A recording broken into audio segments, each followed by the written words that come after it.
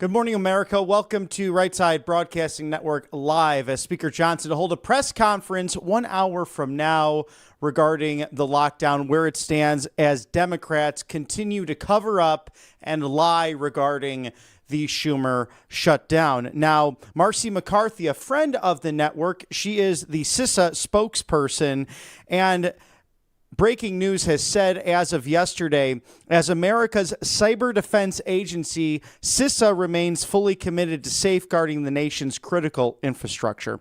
While a government shutdown can disrupt federal functions and operations, CISA will sustain essential functions and provide timely guidance to minimize disruptions. Now, Democrats' refusal to act is forcing many of our frontline cybersecurity experts to work without pay as nation states intensify efforts to exploit Americans and critical systems, an unacceptable and unnecessary strain on our national defenses. Now, the Cybersecurity Information Sharing Act of 2015 remains vital to this mission, and allowing it to lapse would be a very serious blow. CISA will continue its mission, but America's defenders deserve both the tools and the support to meet growing threats. So thank you to CISA spokesperson Marcy McCarthy, a friend of the network, working there in the federal city to make sure that the message is clear.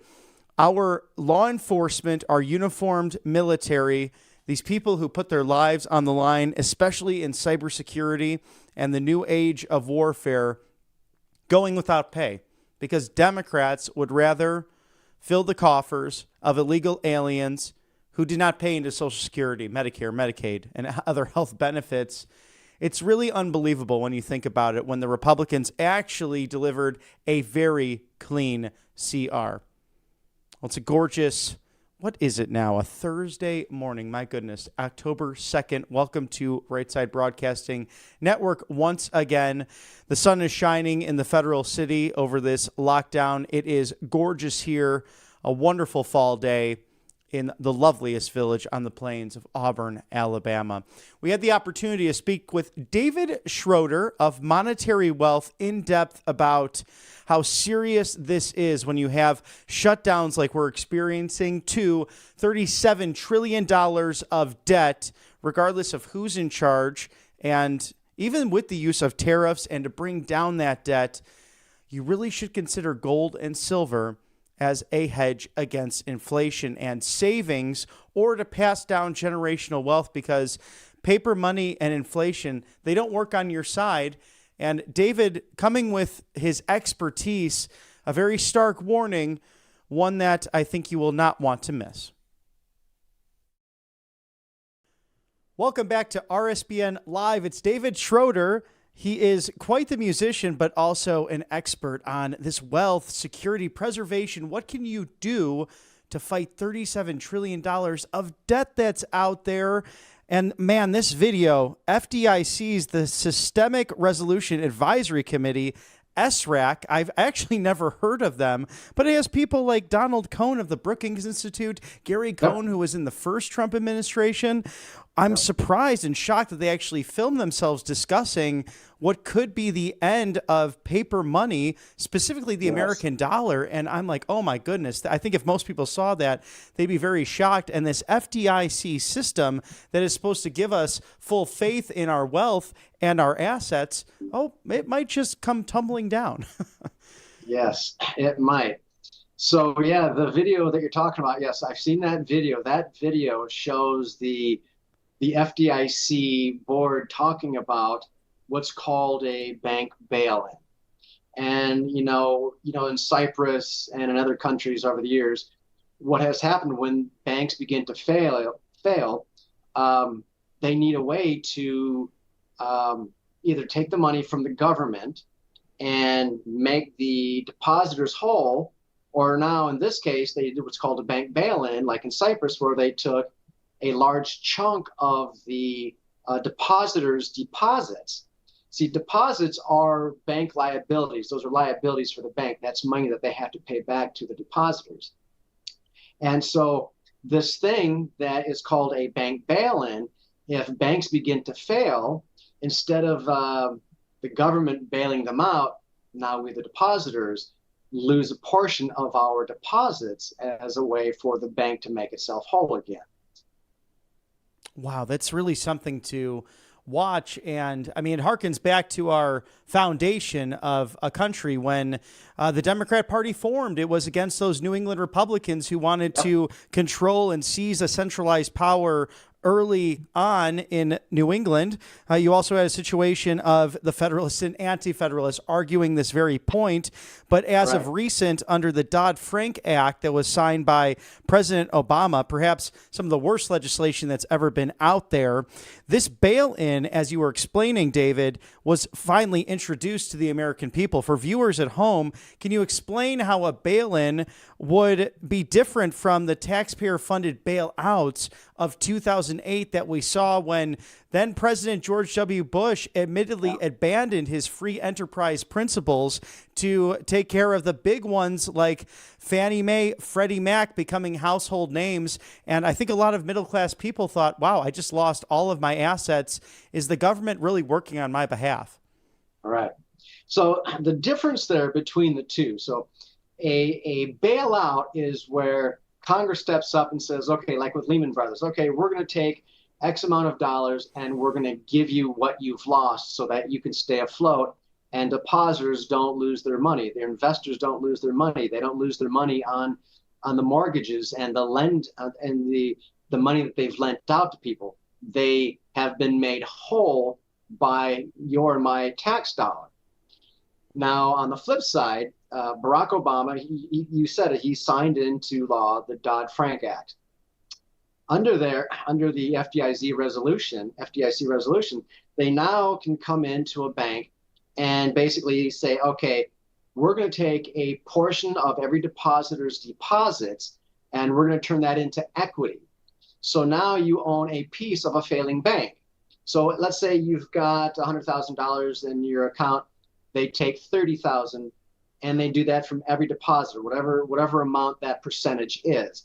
They take that from the depositors, they give that to the bank and makes the bank whole. And now you have shares in the bank. You're a part owner of that bank now. So a bailout means the government takes your tax dollars and gives your money to the bank to make them whole. In a bail-in, the FDIC takes a portion of your deposits and gives it to the bank and makes them whole that way. And now you are a owner in the bank. But now on the flip side, if you lose up to $250,000 in the bank, you still have FDIC insurance. Now, there are a lot of depositors that have a lot of bank accounts that have a lot more than $250,000 in a bank. So you might get bailed in and become a partial owner of the bank, but now the FDIC is on the hook for covering whatever you lose, whatever you don't get. Now, under Barack Obama, he had 495 banks collapse. That's a whole lot of banks during his tenure. Juxtapose that to Donald Trump, the continued fallout from the 2008 debacle with that whole mortgage loss, he only had 16 banks collapse. Now, Biden had 9 banks collapse under his tenure. Of those 9, 3 were the largest of 4 of the largest bank losses in U.S. history. He had 3 of those under his tenure. What's that bank's name? It was right on the tip of my tongue. I just lost the bank's name. Sorry. But they suffered huge losses, right? So if all of this debt that we have, this $37 trillion of debt, we're already teetering. We've got banks, central banks around the world that have more gold in their accounts than they do U.S. Treasury bonds. And that's only happened once in the history since we were taken off the gold standard, and that was in 1996. So now we have all of this debt. We're adding $1 trillion every 100 days to that debt. What happens when that debt begins to crumble and fall? Well, mortgages, commercial leases and loans, credit card debt, all of that will then begin to falter. And so when these banks begin to fail, All right, well, the FDIC has approximately $137 billion in the account to cover for FDIC losses. Well, there is 17 to 19 trillion dollars in depositors who have deposited money into bank accounts. Now, if all these losses begin to add up, crypto's not covered. If you've got a stable coin or any of these other cryptocurrencies, those are not insured. Your stocks are not insured. Your mega funds, these are not insured. It's only the deposits up to 250,000 in the bank that are actually covered. What happens when that 137 billion runs out at the FDIC? What happens to the rest of the depositors' money? What happens? You can't go to the bank and there won't be a run on the bank because they've got no money to give out because it's already been given out. So that's a huge thing that's sitting in the background just waiting to happen. That debt is waiting to happen. Nations and countries don't believe America can service its debt anymore, and they're getting fearful. So now they're loading up on gold and they're dumping U.S. treasuries or treasury bonds. It's a frightening scenario, and some critics saying that these bail-ins put depositors' money at risk since the regulations and regulators can convert deposits or bonds into bank equity during this crisis. So is that a real threat to the average Americans with money in the bank? But if there's no money left over, what's someone to do, David? Well, there really is one way to protect yourself. We've talked about it a multitude of times of all the various scenarios of things that are going on in the world right now, like with BRICS, with the debt. There's so many things that are going on worldwide. If banks were to collapse and the FDIC could not cover all of that 17 to 19 trillion in deposits in the bank, the only way you can protect yourself is literally to take some of your paper assets, your money, your stocks, bonds, and to take your portfolio and to diversify it into some precious metals such as gold or silver. You see, if a bank collapses and there's no more FDIC money or insurance to cover you, you lose all of your deposits. Let's say you've got 30 or 40% of that in gold. Let's say you've got $250,000 in the bank and there's no more money from the FDIC to cover you. Well, what if you had 35% or 40% in gold? Well, guess what? You're still standing. You haven't been wiped out. And all we have to do is look back to the 1920s during the Great Depression and see what it looked like for investors back then and for mom and pop savers like me who were saving for our future get totally wiped out and they have nothing left. What happened? They lost their homes, they lost their cars, they lost their buggies and carriages, they lost their businesses, they lost their clubs, they lost everything. And all you have to do is just look at the photos from that era and see how long those bread line and soup lines were for people waiting in line to get a government handout in the form of a meal, right? So really the best way to protect yourself is to literally take some of your money and start putting it into precious metals like gold and silver. And, you know, it's been all over the news right now that gold and silver are in a crazy bull market. Gold is over 3,800. I think it was 3,860 this morning. $3,800. I mean, just think about this. Just a couple years ago, it was at $1,600. That's it's doubled.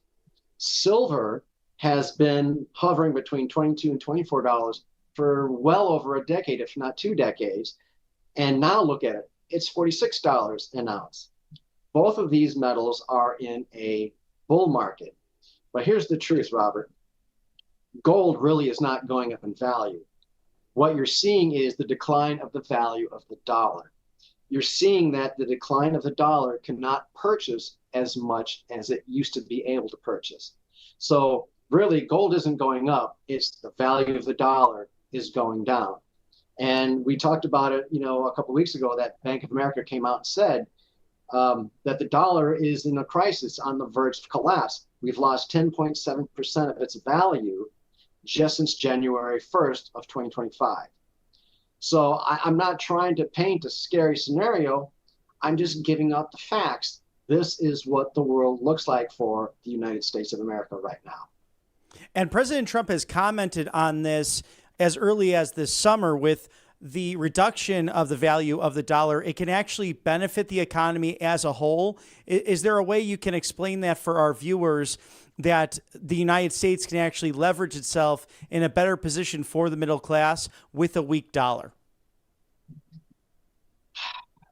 I struggle to find the answer for that question, because when I look at a devalued dollar, I see that other currencies that are competing against the US dollar, gold is a better value for them, and they can purchase more gold than we can with our dollar.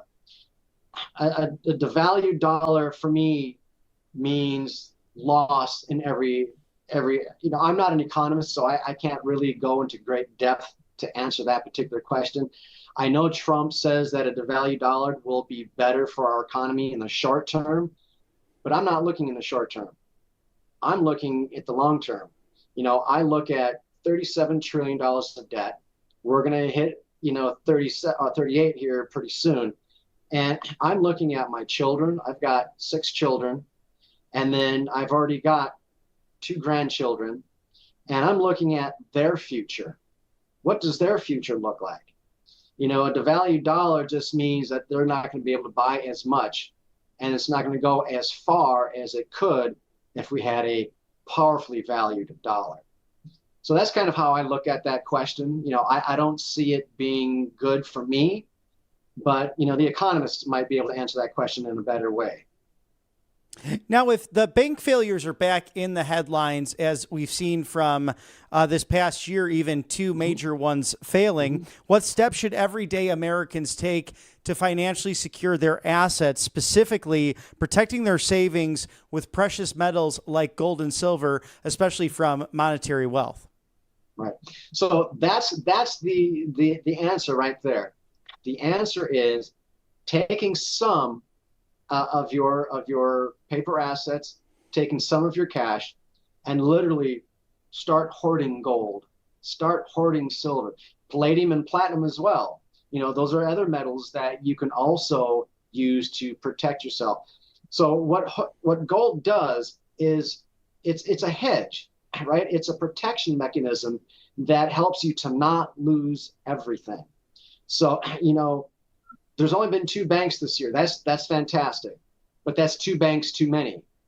If more banks begin to falter, which I believe they will within the next 5 years, I'm looking at a lot of banks right now who are not able to withstand the FDIC pressure tests that are put on them when they have to be tested to see how all of their rules and regulations that they are run by, how the reserves are, what do they have in reserve. What's crazy is, you only have to have, if you know what a reserve is, it means they only have to have 10% in reserve for, they only have to have, for every dollar that they want to spend, they only have to have 10 cents in an account to support their reserves. So they look at these things, they do all this pressure testing on each one of these banks, and a lot of these banks are coming up short. And so they're given, 90 days to resolve those issues before the next test. So you already gave us the answer. Buy gold, buy silver, and I'm going to say hoard it. Don't put it underneath your mattress. Put it in a safe and bury the safe, and keep adding safes. Bury your safe all over your property, whatever you've got to do, but hoard your cash. I don't even trust bank safe deposit box anymore, because a bank can just go in and raid those things. If everything goes to calamity, all right, if there's no FDIC money, well, let's go take whatever other assets we have from our depositors. Let's take their assets. Now, could that happen? It could. Would it happen? I don't know, because we've never been in a situation where, as Robert Kiyosaki says, the everything bubble collapses. And if that day comes, those who are holding cash are going to be in a tough position. No, definitely a scary thing. So as you sit here, David, speaking on these very vital issues, do you see down the road a possibility, at least, of another Great Depression and almost 100 years later mirroring what took place in the early 20th century with breadlines and people who did not see that coming really suffering the consequences? I have shared this with my wife. I have shared this with my kids. I believe, what is this? This is 2025. Listen to me, 19. I'm thinking of already in the 20th century. 2025, I think within the next 20 years, this is my own personal belief. This is my prediction that in the next 20 years, we are going to see a bank failure worse than we saw in the Great Depression. I think we're going to see bank failures like we've never witnessed before. 495 under Barack Obama, I think will be a drop in the bucket. I think we're going to see the stock market crash. I think we're going to see money dry up. I think we're going to see nearly all banks crash. I don't think the Federal Reserve is going to be able to print enough to keep us afloat. As we saw in Myanmar many years ago when they had their great inflation issue, people had wheelbarrows full of cash just to buy a loaf of bread. I see that kind of crash in the next 20 years. That's my personal belief. I think the Robert Kiyosaki bubble, everything bubble that he talks about, I believe that that's going to happen in the next 20 years. So I'd say stock up on your gold, hoard it, don't spend it, don't use it for anything, just hoard it. But that's my prediction. That's what I feel is coming.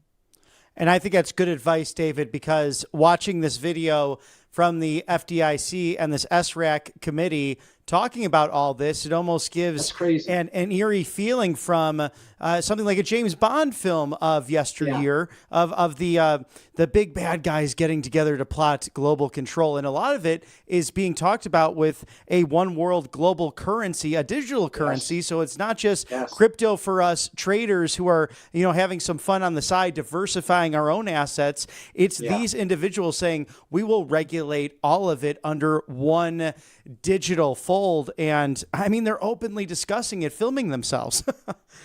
Did you see earlier this week, the UK just came out and said that there is now a mandatory digital ID, right? So if you live in the UK, you are now required to step up, get your pictures taken, front, both sides, underneath, top. They take your entire facial thing so that they can mark out everything. So if you don't support what the government says, they know who you are, they know where you are, they know how to find you. And if you pop up somewhere else when they're looking for you, ding. So that it's already moving in that direction. We can see that digital ID is going to eventually turn into a digital currency. So again, more scary things on the world stage. And this is not discussion of a tinfoil hat by any means, because Nigel Farage was against this, and Germany instituted it as the first in Germany to counter the so-called migrant crisis, which was happening because of their government. But as Nigel said, who runs the Reform Party in UK, it did nothing to solve that problem. This is more of a Big Brother situation. And another funny story, David, before we part, I was going through Hartsfield-Jackson, and most people I'm sure that travel on a regular basis noticing, and their signs, thanks be to our foundational principles and our Bill of Rights, you can opt out of that picture. So as I'm handing this to TSA and going through the clear line, and you do so many, you have to scan your eyes to all of that. I just hand my ID over, and the gentleman said, "What does it matter? You're on camera all throughout this airport." And I said, as long as I have an option to get out of this camera where I do not know where it's going, that is potentially, an unconstitutional surveillance. I don't know where this is going to. I'm going to choose to give you my government issued ID that already exists. I'll take a moment of slight discomfort to pull it out of my wallet, but I just think it's, I'm trying to get this information out there to the American people like you are, to have diversified assets and also to think on a daily basis, because it's been going to the wayside ever since the last few years. Yep, that is true. It is true. So just open up our eyes and pay attention. That's all I can say is pay attention to what's going on in the world around you. Well, David So, Schroeder, absolutely. we're always happy to have your expertise from Monetary Wealth, the best in the business. I believe it's rsbnforthegold.com to see where you can find all of your great options. You get a complimentary presidential gold guide as well with President Yes. Trump on the front. Yes, absolutely. So we have a thing right now. Also, if you would like to speak to somebody, if you have concerns, about what's going on in the world, what's going on with the dollar, on the devaluing of the dollar, if you have, $50,000 is not a lot of money, but it's a lot to lose. If you've got that much money sitting in the bank, take 20 of it and diversify. Put some of that into gold or silver. Don't wait, because you could wake up tomorrow. How many times have we woken up just in the last 20 years to hear that the stock market has plunged, 10%, right? So I would say do that. Call us or fill out the form and we'll call you. But share with us, what are your concerns? What are you most fearful of? What are you worried about? And we'll help you come up with a game plan. No two game plans are the same. The reason why you save is completely different from the reason why I save. I would like to leave something for my grandkids and my great grandkids if I can. You might, I mean, I don't know a lot about your life, but you might just want to be saving for your retirement, right? So there's two different game plans right there. Some people want to buy low and sell high. That's another option, but no two game plans are the same. So I would say, get on the phone or fill out the form and we'll call you, share with us what you are, what your biggest fears are, and let us help you figure out a game plan to overcome those fears so that when you go to bed at night, you don't go to bed with fear. And when you wake up in the morning and see that the world has crashed, you're like, oh, okay, I'm okay. So that's what I would say. And then in turn, you can help others as well. God forbid we have a calamity with failing banks, because history doesn't necessarily repeat, but it does rhyme. And I think even in this year alone, we've recognized as we come towards the end of 2025, surprises and violence. And we always think on the other end as more of a reactionary society. Oh, this too shall pass, which it will. And it's always good to put a higher belief in a higher power. At the same time, being prepared is always the best way to go, instead of, being too late like Mr. Jerome Powell. We don't want that. So David Schroeder, always a pleasure to have you at Right Side Broadcasting Network to share your expertise and how our viewers can diversify and prepare wealth security, pensions, retirement, everything they worked hard for, not only for themselves, but for their posterity and generations to come. Absolutely. Thank you, Robert. You have a good one. Take care. Our thanks to David Schroeder of Monetary Wealth, rsbnforthegold.com. That's where you can visit and get that complimentary presidential gold guide for all of those options to diversify your wealth and savings. And Speaker Johnson will hold a press conference updated for 10 o'clock Eastern. So be sure to stick with us here at Right Side Broadcasting Network as we'll take that live for you on this fine Thursday morning. Big news out of Florida, cancer research, $60 million being funded into that. An amazing thing that's happening in the free Sunshine State. Now, with that news, ivermectin and mebendazole, 25% off with allfamilypharmacy.com/RSBN. You can also use code RSBN10, that's RSBN10, for an extra 10% off, something we've been running now for the last few weeks. What makes the difference is they're focusing on affordable medicine. They can actually save your life. We're talking 200 essential medications, NAD+, methylene blue, the antibiotics, antivirals, in fact, Tamiflu as well, with flu season underway. But ivermectin, mebendazole, something that has been on the market for over 40 years. One of them received a Nobel Peace Prize from Oslo, Norway, way back when. I know we're talking about that recently in the news with President Trump's pursuit of peace. But pursue the medications that will actually make a difference, that are affordable, and also you don't need that red tape, no bureaucracy, no insurance, no problem. You just need a pharmaceutical note from a doctor, and the doctors here at allfamilypharmacy.com/RSBN can work with you as well. So scan that QR code there. code RSBN10 for the additional 10% off, but really an amazing deal right now. 25% off ivermectin and mebendazole. allfamilypharmacy.com/RSBN. And Kalshi.com/RSBN, who will win the Nobel Peace Prize. Hey, it's Donald Trump is a leading candidate. He said just on Tuesday at Marine Base Quantico, they probably won't give it to me, but he does deserve it. I mean, 7 wars solved in roughly 7 months.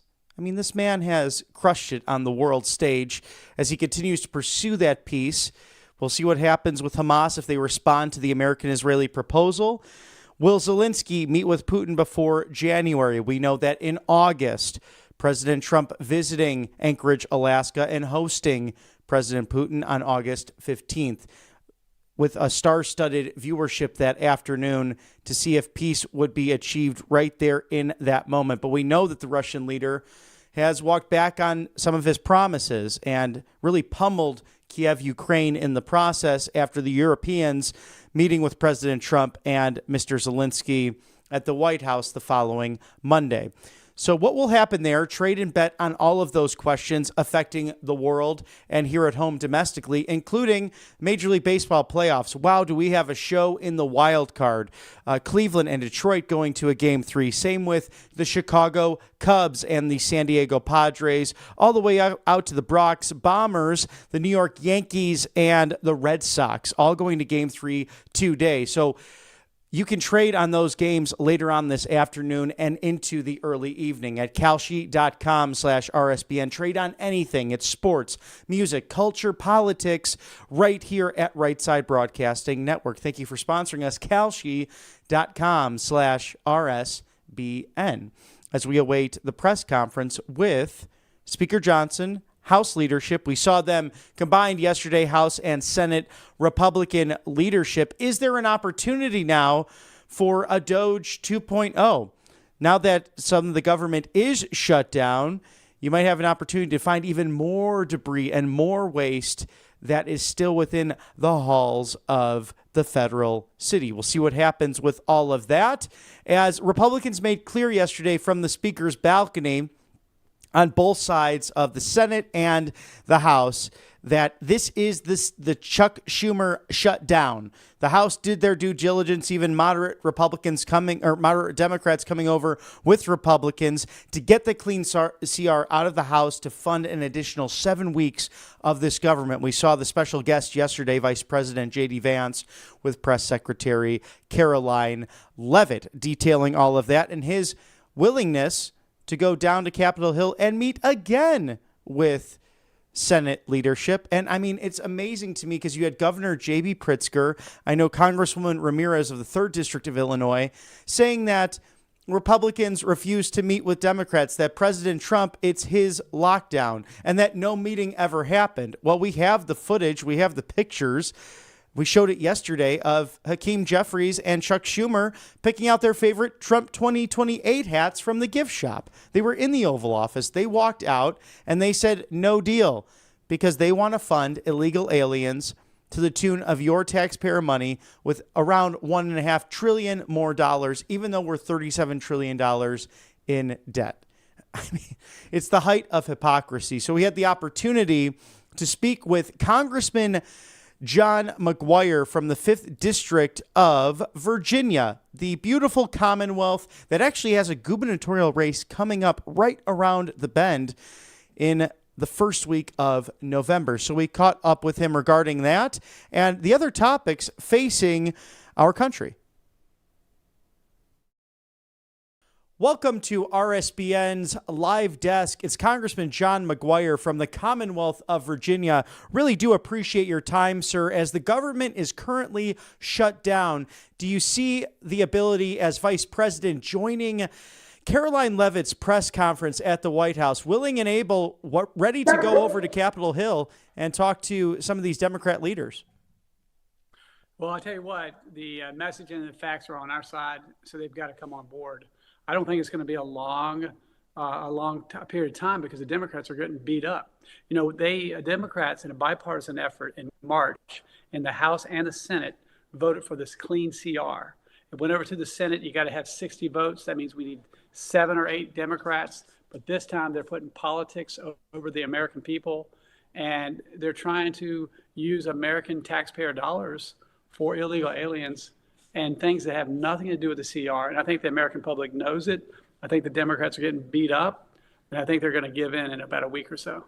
And the House seemed to figure it out. They were able to get some Democrat support in this. But what do you think is the theory on the Senate side? I mean, why would you want to fund illegal aliens with the hardworking money of taxpayers who put into Medicare, Medicaid, and then those social services that they anticipate to have on hand because they worked for it? In addition to that, you have 150,000 federal officers that will continue to do their hard, back-breaking labor and those dangerous jobs, especially at ICE, as we saw from Secretary Noem posting that on X.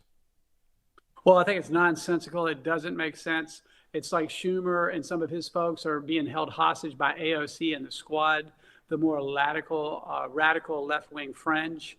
But you think about our men and women in the military. Some people risk their time, some people risk their money, but our men and women in the military risk their life or give their life.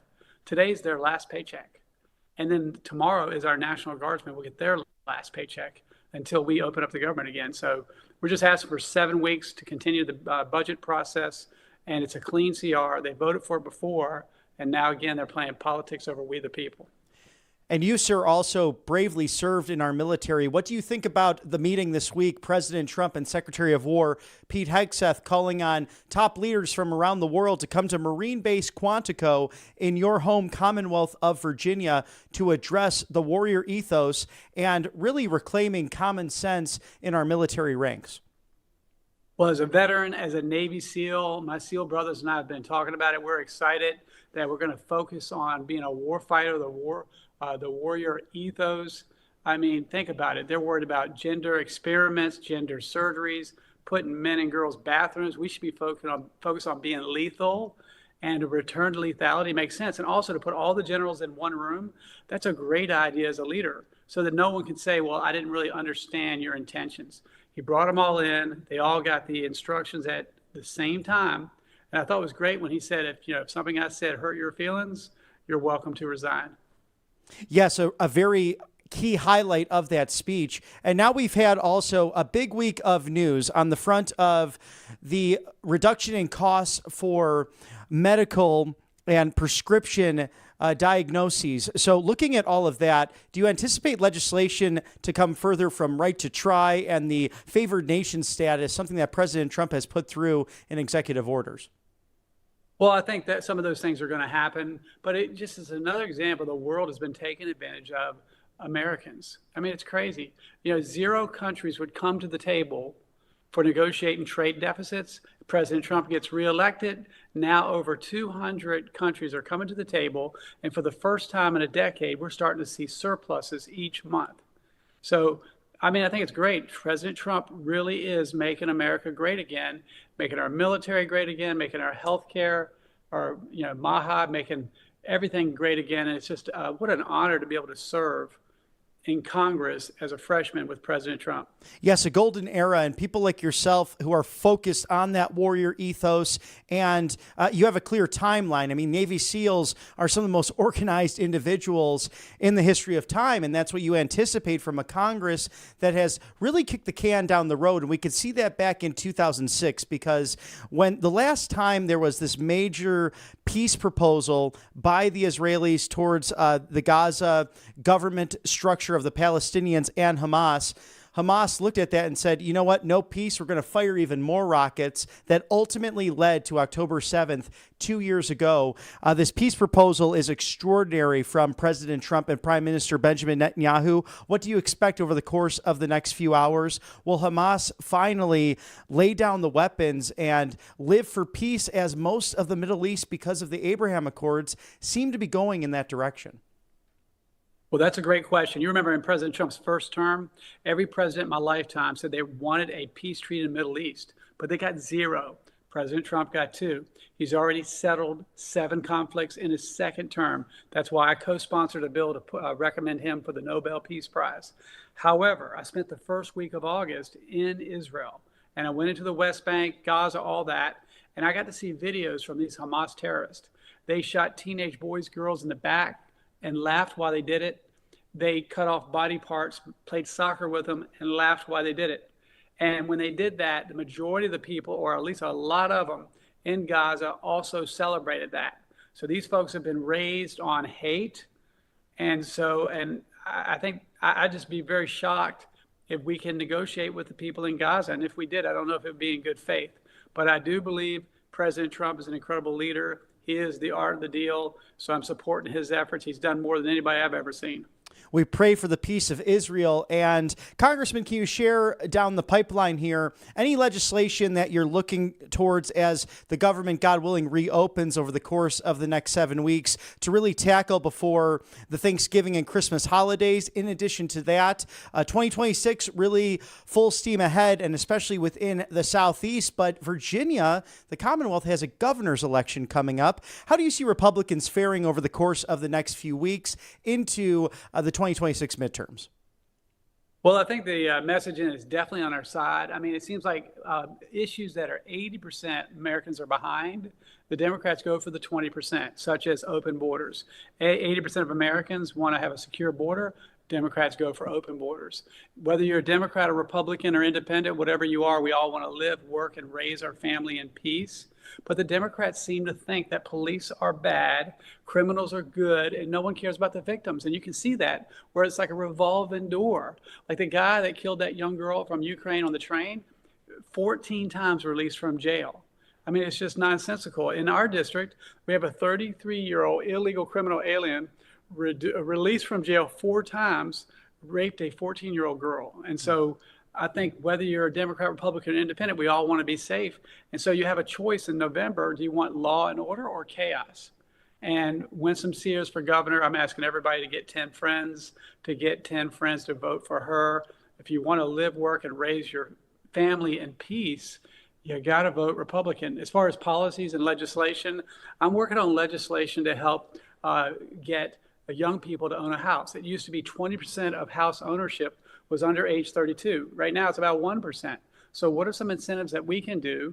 Perhaps we could do a 5-year moratorium on capital gains for someone age 62 or older if they sold a rental property somewhere between $250,000, $500,000 value to a first-time owner. First-time owners are 98% under the age of 32. And so it would increase supply, help young people get a home, and maybe help some of the baby boomers. They're getting later in life. They want to downsize a little bit. It would be a win-win for the baby boomers and a win-win for the younger folks. For the last 2 or 3 months, every time I meet somebody under age 32, I ask them, do you or any of your friends own a home? And 99% of them say no. So I want to fix that. Definitely thinking outside of the box. It's Congressman John McGuire, the 5th District of the Commonwealth of Virginia. Come back and see us soon at the right side of history. Thanks for having me.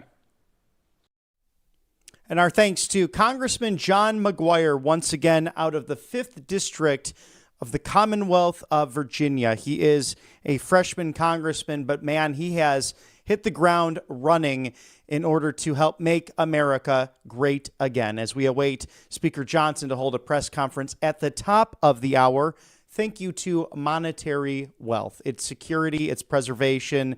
It is everything that you need at a fantastic company, truly. Grab your complimentary presidential gold guide now. Monetary Gold is the go-to. Call today. Do not delay. Learn how to eliminate your IRA permanently for life. RSBN4thegold.com. 888-617-7994. Robert Kiyosaki has been very clear about this, a friend of President Trump, also the author of Rich Dad, Poor Dad. 2 banks failing in the last year. You heard from David Schroeder earlier in our exclusive interview this hour. The fact that nearly 500 banks failing under Barack Hussein Obama's tenure. And roughly with President Trump in office, give or take 16 between the first and now second terms. That will all look like a drop in the bucket if we are to have a second Great Depression. So how do you protect your wealth, your preservation, your securities, your retirement, your pensions, everything you worked so hard for. And not every plan looks the same. It could be something simply trying to save, and as the congressman mentioned, buy that first home. It could be, oh, I have grandkids, I have great-grandkids, I want generational wealth. Well, the best way to do that, gold and silver, hot commodities that have literally stood the test of time for over 5,000 years of human history. So grab that presidential gold guide now, complimentary. Call today. Don't delay. 888-617-7994. It's RSBN4thegold.com. There's also angelpaste.com, the miracle that really comes into effect this year. It's good year round to keep your skin glowing. I use it every day, but right now as the temperatures change and you get that dry air, especially in this part of the country, East Alabama to West Georgia, my goodness, a lot of dry air hits in September and October, and that could be the same for you in your neck of the woods. So the Miracle Cream with vitamin B infusion, also non-GMO, no chemicals, the best option for you. They also have the orange vitamin C infused, again, no non-GMO, no chemicals, ready for you. Really a plethora of different options at angelpaste.com, including a facial spray for guys and gals, so you can paint the town red.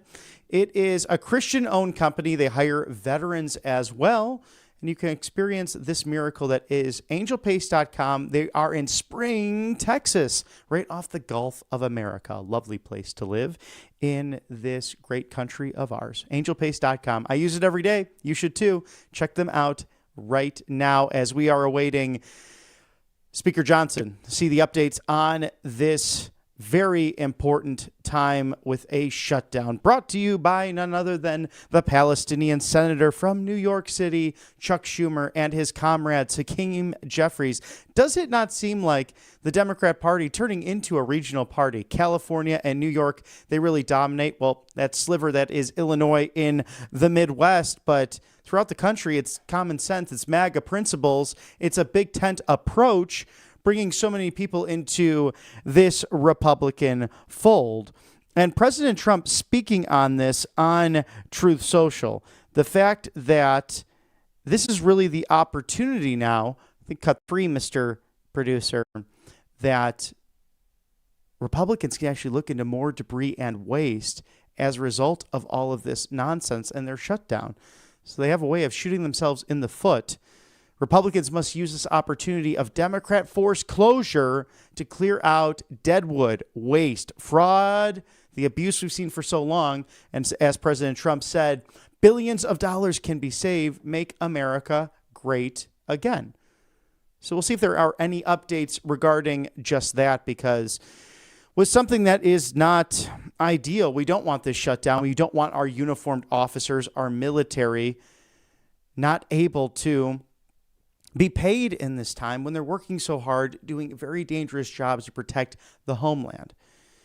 Now, you can see the Speaker's office just outside there, the microphone ready to go. We'll hear from the great leader of the House moments from now. Let's take a quick commercial break for sponsorships. Don't change that dial. It's Right Side Broadcasting Network Live. Welcome to Right Side Broadcasting Network, your trusted conservative news outlet.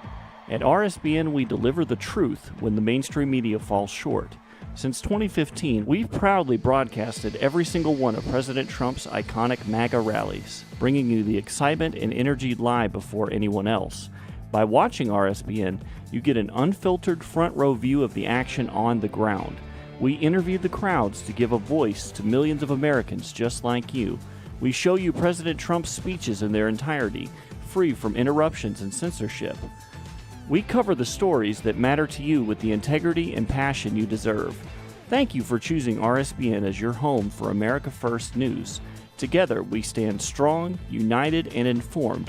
So join us and be part of the right side of history. Hey y'all, it's Silk from the Diamond and Silk Chit Chat live show.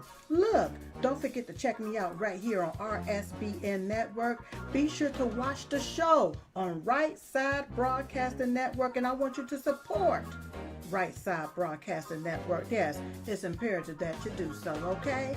I look to see y'all soon. Bye-bye.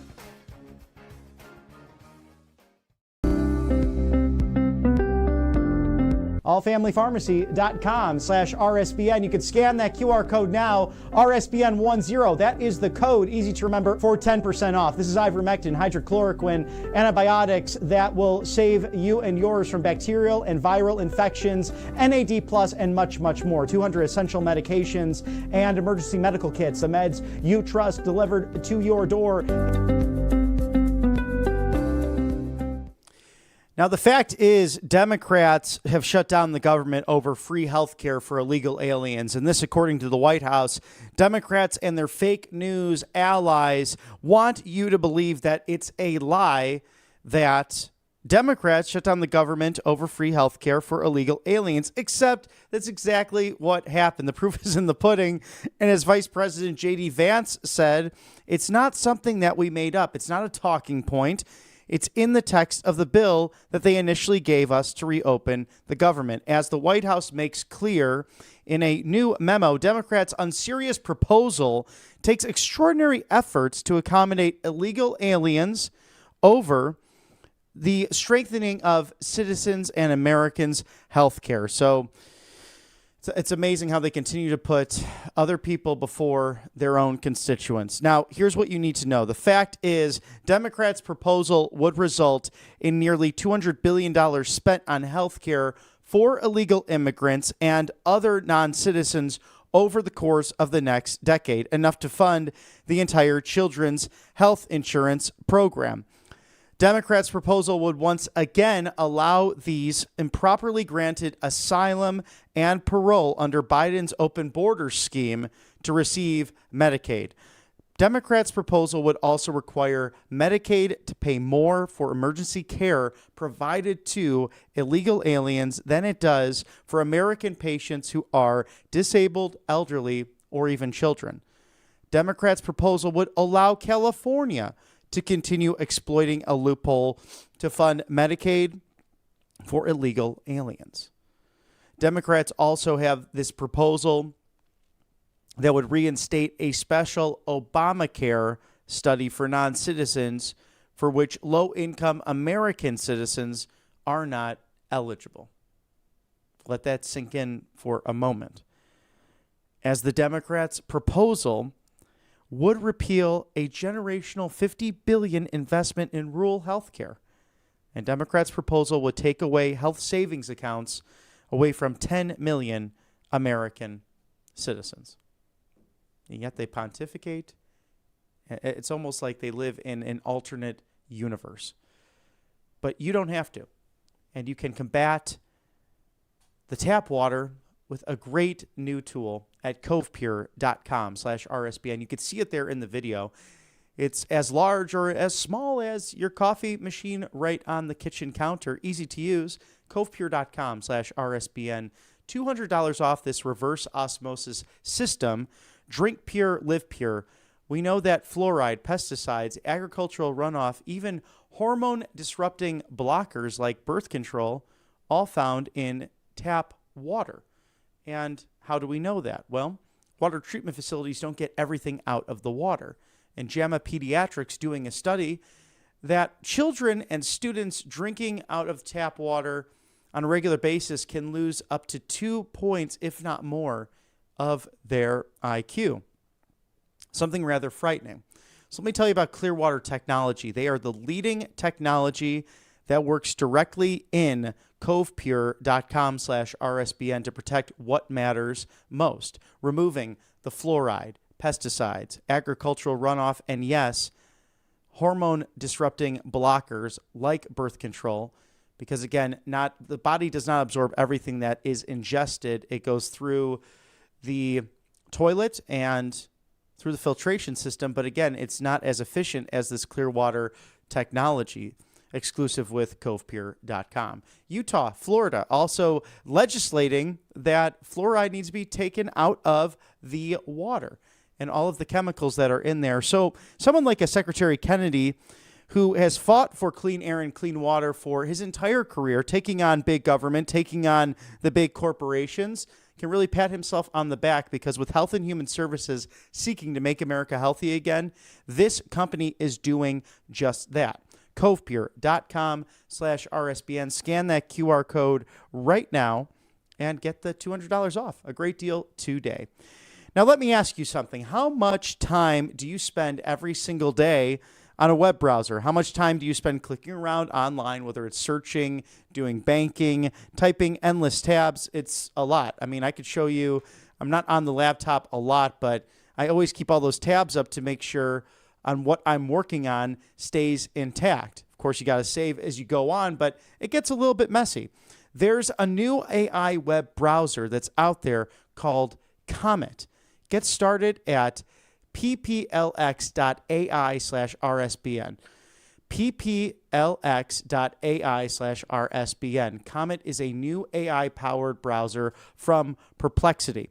Now, using Comet feels like having a personal assistant literally living right there in your web browser that can actually do things across the internet. Yes, do things, not just give you the whole runaround like so many other things. And sometimes it gives you answers. AI can be helpful, but then it starts telling you things that you didn't even ask it. You can literally ask Comet how to handle tasks for you and literally clicks, type searches so you can go about your day. You don't have to worry about the background and all of the mess that could be just doing regular searches. Comet can shop for you, make reservations, book travel, summarize articles or videos, send emails, schedule meetings, and a lot to make your life easier. So Comet doesn't just give you answers, it actually gives you detailed information to get things done for you. Because it's a web browser, Comet.com use all the accounts that are already there for you. So Perplexity has created this amazing tool. Unlock 1 month free of Rumble Premium and browse at the speed of thought with Comet. pplx.ai/RSBN. Not just clicks, save time and mental energy with Comet from Perplexity, pplx.ai/RSBN. Thank you for sponsoring us on the right side of history as we await Speaker Johnson just moments from now to speak on a government shutdown that took place roughly beginning yesterday. And we'll see how long this does occur.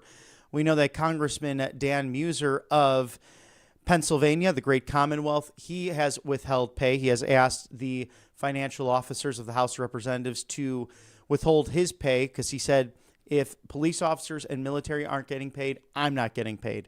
Senator Ted Cruz of the great state of Texas doing the same, asking the chief clerk of the Senate to withhold his pay in the meantime. Very bold and good move, I think, for legislators to join in on that. We'll see if any Democrats do. I have not seen it as of yet, but I scurry around and research myself, and perhaps the Comet might be able to help with that from Perplexity. But let's anticipate Speaker Johnson at the top of the hour. We saw some mic tests, and we are expecting him just moments from now, as this truly is the Chuck Schumer shutdown. In the meantime, so much craziness happening in Portland, Oregon. We can go to cut 8, Mr. Producer, that the Oregon governor and the police chief in Portland, I mean, again, another alternate reality or universe that they're living in. President Trump saying the governor of Oregon must be living in a dream world. Portland is a never-ending disaster. Many people have been badly hurt, even killed. It is run like a third world country. We're only going in because as American patriots, we have no choice. Law and order must prevail in our cities and everywhere else. A colleague of mine, independent journalist, and has done great work for Frontlines, powered by tvOS, Katie Daviscourt, following all of this. She got a black eye from one of these lunatic thugs that decided to attack her for filming what was actually happening in Portland. But the politicians in Portland saying, oh, that's B-roll from 2020. Chris Hayes saying that on his show as he's visiting Chicago right now, interviewing Governor J.B. Pritzker and Mayor Brandon Johnson, two individuals who refuse to come on Right Side Broadcasting Network. We'd love to have them because we know that they're harboring illegal aliens. We know that they're creating this alternate dream world, another universe of reality or lack thereof. And Chris Hayes, sadly, from MSDNC, buying into that and not asking the real questions about why crime and serious murder, rape, pillaging happening in these major cities. Even to cut number 9, Mr. Producer, with Oregon remaining on this very topic. As I determined on September 26, when I activated and called into service the National Guard in Oregon, conditions continue to deteriorate into lawless mayhem. Our great federal law enforcement officers have not been able to enforce the laws in Oregon. Antifa and the radical left anarchists have been viciously attacking our federal law enforcement officers, men and women who are simply doing their job, protecting federal property and enforcing federal immigration laws and the rule of law. We will never allow mobs to take over our streets, burn our cities, or destroy America. The National Guard is now in place and has been dedicated to restoring law and order and ending the chaos, death, and destruction. We are a nation of law, and we will prevail. Thank you for your attention to this matter. As President DJT, when he signs that, you know it's him on the other end pushing out those truths, getting the truth out there at a time when many people are twisting it or simply not telling the truth. And sadly, it's almost always exclusively from the far left radical Democrat left. Not the voters, but rather the party apparatus that exists. It's a failing party in America. And it once represented the middle class. It once represented those who truly were trying to get a leg up, to take on the big centralized banks in its foundation. Think back to Andrew Jackson and Martin Van Buren, who wanted to take on corrupt New England Republicans of the time that were truly the elitists, and that the frontiersmen of the West, and this is the West being central to Western Tennessee, and now actually Middle Tennessee. Nashville was considered the West way back in the foundations of our country, those early years of the Republic. They simply wanted to stand up for the little guy. And that's why the nickname happened with Andrew Jackson as the people's president. How far the Democrats have fallen as a party that is truly anti-American now. I think that's very clear. The proof is in the pudding. As just yesterday, Attorney General Pam Bondi joining the Secretary of War, Pete Hegseth, Special Assistant to the President, Stephen Miller, in Memphis, Tennessee, to address the criminality that's happening and per capita the most dangerous place in America, in Southwest Tennessee. Memphis, a city of great grandeur, beauty, history. It was home to Elvis, who changed the entire music scene, and someone who actually stood on his laurels through music to call for civil rights, to call for peace in the 1960s, a time that was oddly similar to the last 5 years, what we've experienced here in America. Again, history does not repeat, but it sometimes does rhyme and can rear its ugly head sometimes. So we saw that yesterday with the cabinet addressing local law enforcement to claps and cheers and a promise that this partnership will last between the federal government and local law enforcement. The National Guard will come in to assist in Memphis. And Louisiana Governor Jeff Landry authorizing that for New Orleans specifically, National Guard to go in with his blessing, also the blessing of the president to nationalize that guard to make New Orleans safe again. Another premier American city, truly the last European city in America with all that French and Spanish influence that takes place in the Big Easy. Somewhere I'd like to visit again because the history there is amazing. Of course, there's bourbon. Of course, there's the great drinks, but the music on Beale to the World War II Museum, it's really a moral obligation of our government. The reason it exists at each level is simply for the safety of the American people. Let's go there live now to the Speaker of the House and House leadership.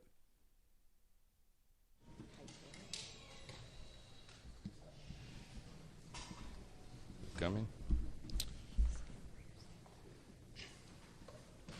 Well, welcome everybody to day 2 of the Democrat shutdown. let's make absolutely clear what's happening here. Real pain is being inflicted upon the American people because 44 Democrats in the Senate have voted for the third time to reject the completely nonpartisan, completely clean, very simple 24-page continuing resolution that we passed in the House here 2 weeks ago. Now, why did we do that? For a refresher for everyone.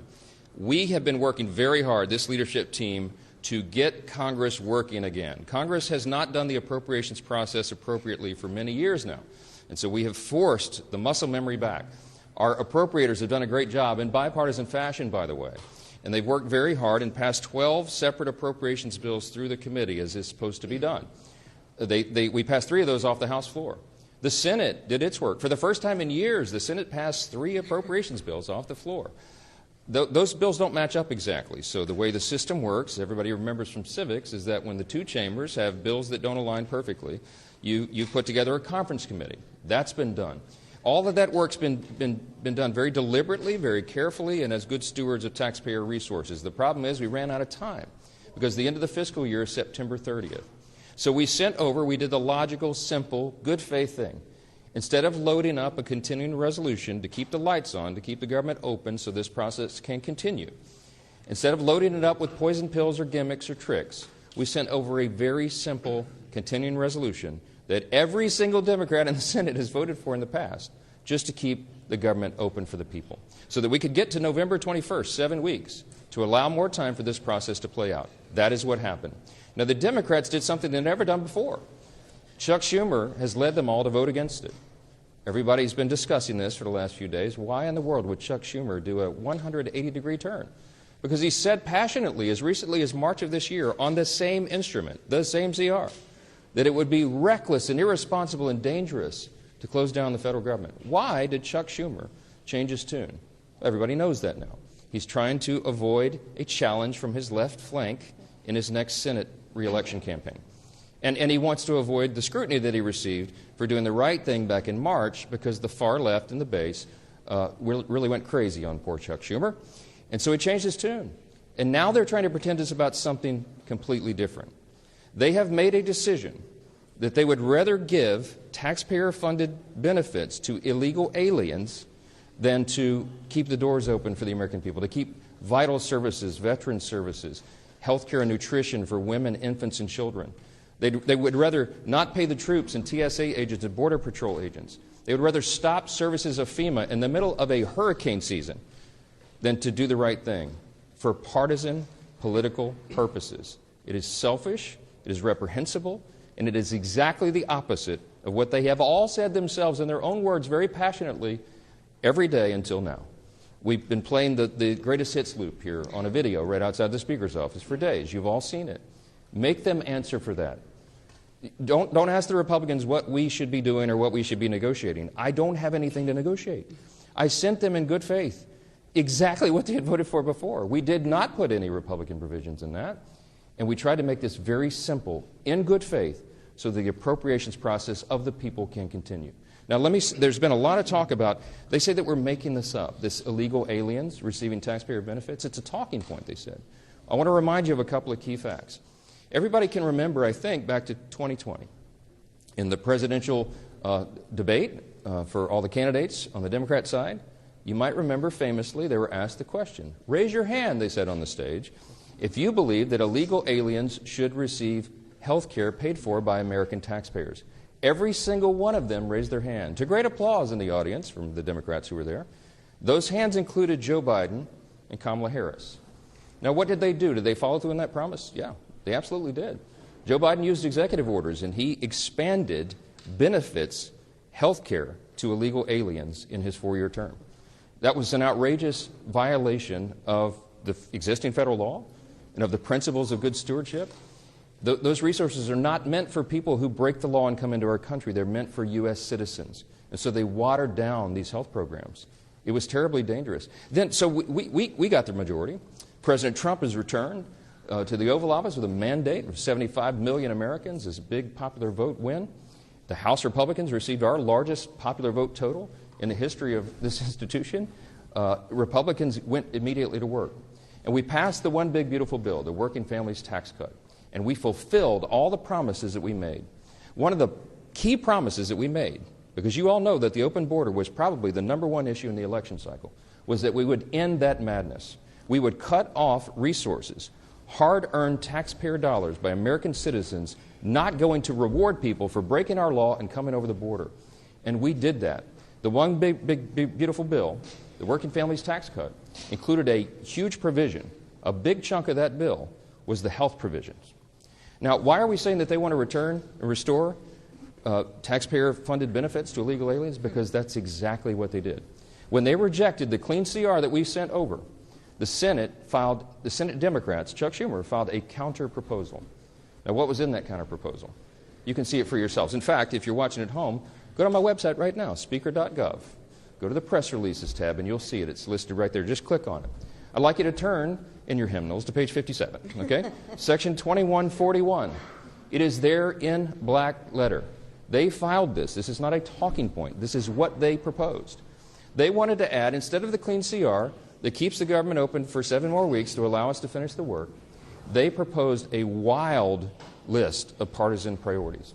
Among them, they want to return $500 million to the Corporation for Public Broadcasting to prop up left-leaning and biased media organizations. We're not doing that. The American people don't want us to do that. We don't need the Corporation for Public Broadcasting funded by taxpayers anymore because we're in their age of ubiquitous media. There's, 200 of you guys here? There's so many outlets. We don't need to do that. We're not going to do that.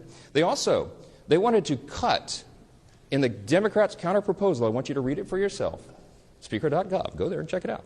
They want to remove the rural hospital fund that Republicans fought so hard to put into the One Big Beautiful Bill. We set $50 billion aside to take care of rural hospitals. Why would Chuck Schumer want to get rid of that? I don't know. A lot of those rural hospitals are in red states. You have to decide for yourself what the motivations are here. But they say they're for health care. Why would they want to do that? The other thing that they put in there is very important. And on page 57 in section 2141, not a Republican talking point, read from the Democrats' document themselves. They said that they want to repeal the health provisions of the One Big Beautiful Bill. Now, why is that so important? Because I want to tell you what those health provisions did. They eliminated all of the taxpayer-funded benefits going to illegals. There was an amendment that was sent over to the Senate to ensure that illegals would not be getting health care paid for by taxpayer dollars. Illegal aliens, okay? 43 of the 47 Senate Democrats voted against that. This is just a few months ago. The bill was signed into law July 4th, and we cut all of that out. Let me tell you what some of those things are. The Democrats' counter-proposal CR, the dirty CR we call it, as opposed to the clean CR, would result in nearly $200 billion being spent on illegal aliens and other non-citizens. Let me be specific. This is just a few of the reforms that we put in that they want to repeal and reverse. Number one, a provision that closes the California loophole. Now, that's a provision that's also been adopted by states like New York and Michigan and Massachusetts. Other states have followed, other blue states. The California loophole allows taxpayer-funded Medicaid for illegal aliens. We eliminated that in the big, beautiful bill. Their counteroffer is to repeal and reverse that. That would cost $34 billion of U.S. taxpayer funds. Number two, a provision that prohibits Medicaid from paying more for emergency care provided to illegal aliens than it does for American patients who are disabled or elderly or children. We eliminated that in their counterproposal that they have filed that you can read yourself. They want to repeal that. That would cost taxpayers $28 billion. Here's another one. Number three, they've counterproposed a provision that ends the Obamacare funding for non-citizens. The cost of that repeal would be $91 billion to all of you. Taxpayers, hardworking American citizens would be funding that. A provision that repeals the Obamacare special rule for immigrants. That cost would be $27 billion for taxpayers. A provision that ends Medicaid funding for those improperly granted asylum and parole under President Biden's open borders. The cost of that would be $6 billion. I think that's actually a low estimate. You know, President Biden intentionally opened the border and Kamala Harris for 4 straight years. By some estimates, 20 million illegal aliens came from every country all around the world, and a lot of dangerous people came into the country. And you know what they did? They granted them all asylum. They gave them all this parole status so that they could roll on to taxpayer benefits. We've all been funding that. Republicans said, no, that does not comport with common sense. We're going to do right by Americans and not everybody else. We're not going to incentivize illegal immigration, and that's exactly what Biden and Harris did. It's what President Trump ran on to end, and we did that. It took the president about 2 months, and he closed that border tight. We don't have that problem anymore, but we still got to deal with the tens of millions of people who are here illegally. We're working on that. So the Democrats' so-called reasonable counterproposal would reverse all those common sense reforms I just listed and more. And I don't want you to take our word for it. I don't want you to regard this as some talking point. I want you to go read it for yourselves. Speaker.gov, go to press releases. You'll see it's the first thing listed. Click on the bill and go through it yourself, and you'll see it. The result of all this would be $200 billion at least in taxpayer-funded benefits going straight to illegal aliens. Those are the simple facts. They cannot refute it.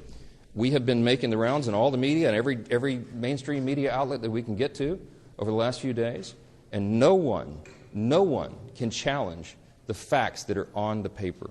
It's right there for everybody to see themselves. We have lots to say about that, and I'll answer some questions, but I want you to hear from the rest of the leadership team. And our majority leader who's been working really hard on all this is Mr. Steve Scalise. Leader? Thank you, Mr. Speaker. And as we mark day 2 of Chuck Schumer's shutdown, we know that there is a very straightforward way out of this, and that is for Senate Democrats to join with Senate Republicans and vote for the bill that opens up the government and allows negotiations to continue. Surely by opening up the government again, it doesn't resolve all of our differences, but it allows us to negotiate without Chuck Schumer holding the American people hostage. That's really what's going on here. You know, we had a vote on this House floor 2 weeks ago, and 99% of House Democrats voted to shut the government down, led by their leader. Hakeem Jeffries whipped their members to vote to shut the government down.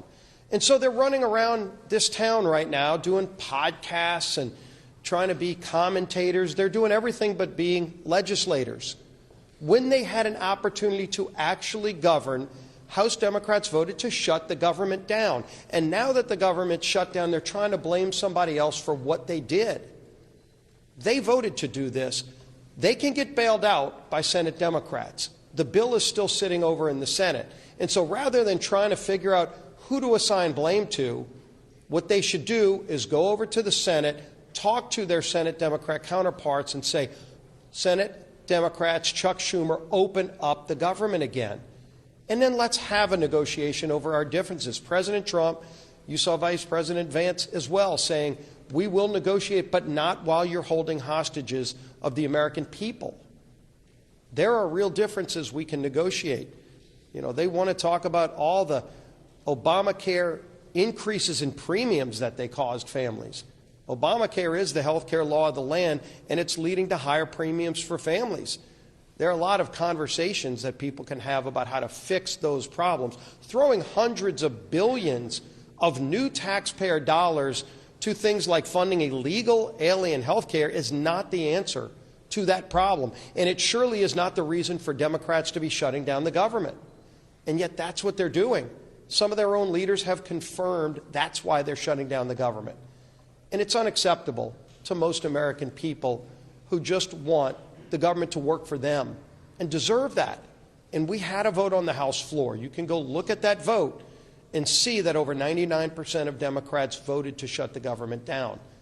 It's a real vote that we held, and that bill is still sitting in the Senate. We stand ready to negotiate on a lot of differences. We are in a conference committee right now on 3 of the appropriations bills, and Tom Cole and his appropriators have passed all 12 of the bills out of committee. John Thune, to his credit, changed course from the old days of Chuck Schumer when Chuck Schumer ran the Senate and didn't bring any of the appropriations bills out of committee. They're now moving those bills in the Senate, and so we can have a broader negotiation on how to properly fund government, how to properly set priorities over funding government, which, by the way, shouldn't be complicated. It's what every family does sitting around their kitchen table.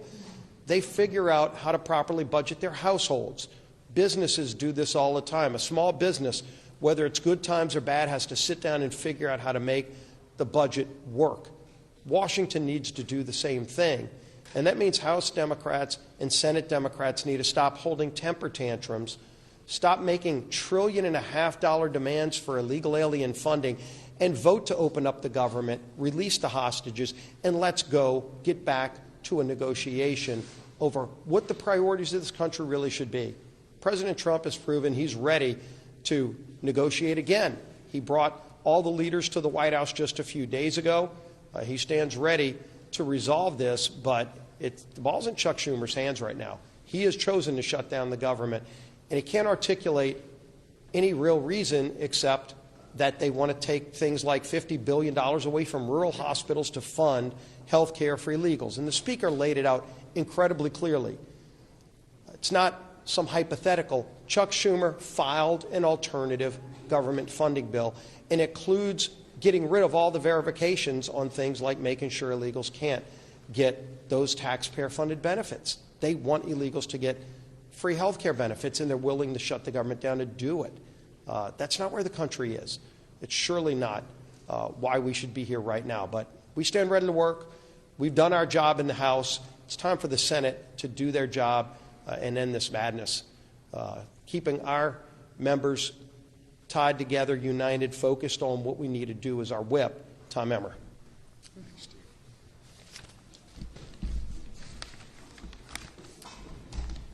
Our men and women in uniform, veterans, air traffic controllers, farmers and ranchers, federal workers and their families, Americans who rely on telehealth and home care services. These are just a few of the victims of the Chuck Schumer Democrat shutdown. All because Chuck Schumer and Hakeem Jeffries care more about appeasing the radical members of their party than working in good faith to keep the government open. They are trying valiantly to claim that they are doing it to fight for Americans' health care. But their $1.5 trillion wish list, which slashes funding for rural health care, as you've heard from both the Speaker and the Majority Leader, while giving taxpayer-funded health care to illegal aliens, tells a much different story. The American people see their political charade for what it is. The good news is Democrats still have time to do the right and reasonable thing. Because Republicans have done our job, there is a clean, nonpartisan, continuing resolution ready in the Senate to send to President Trump's desk right now.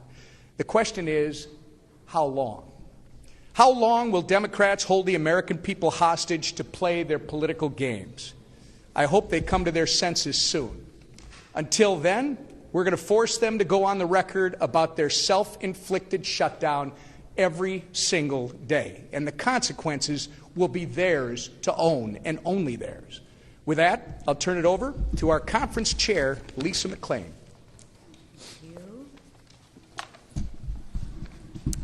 Thank you, and good morning, everybody.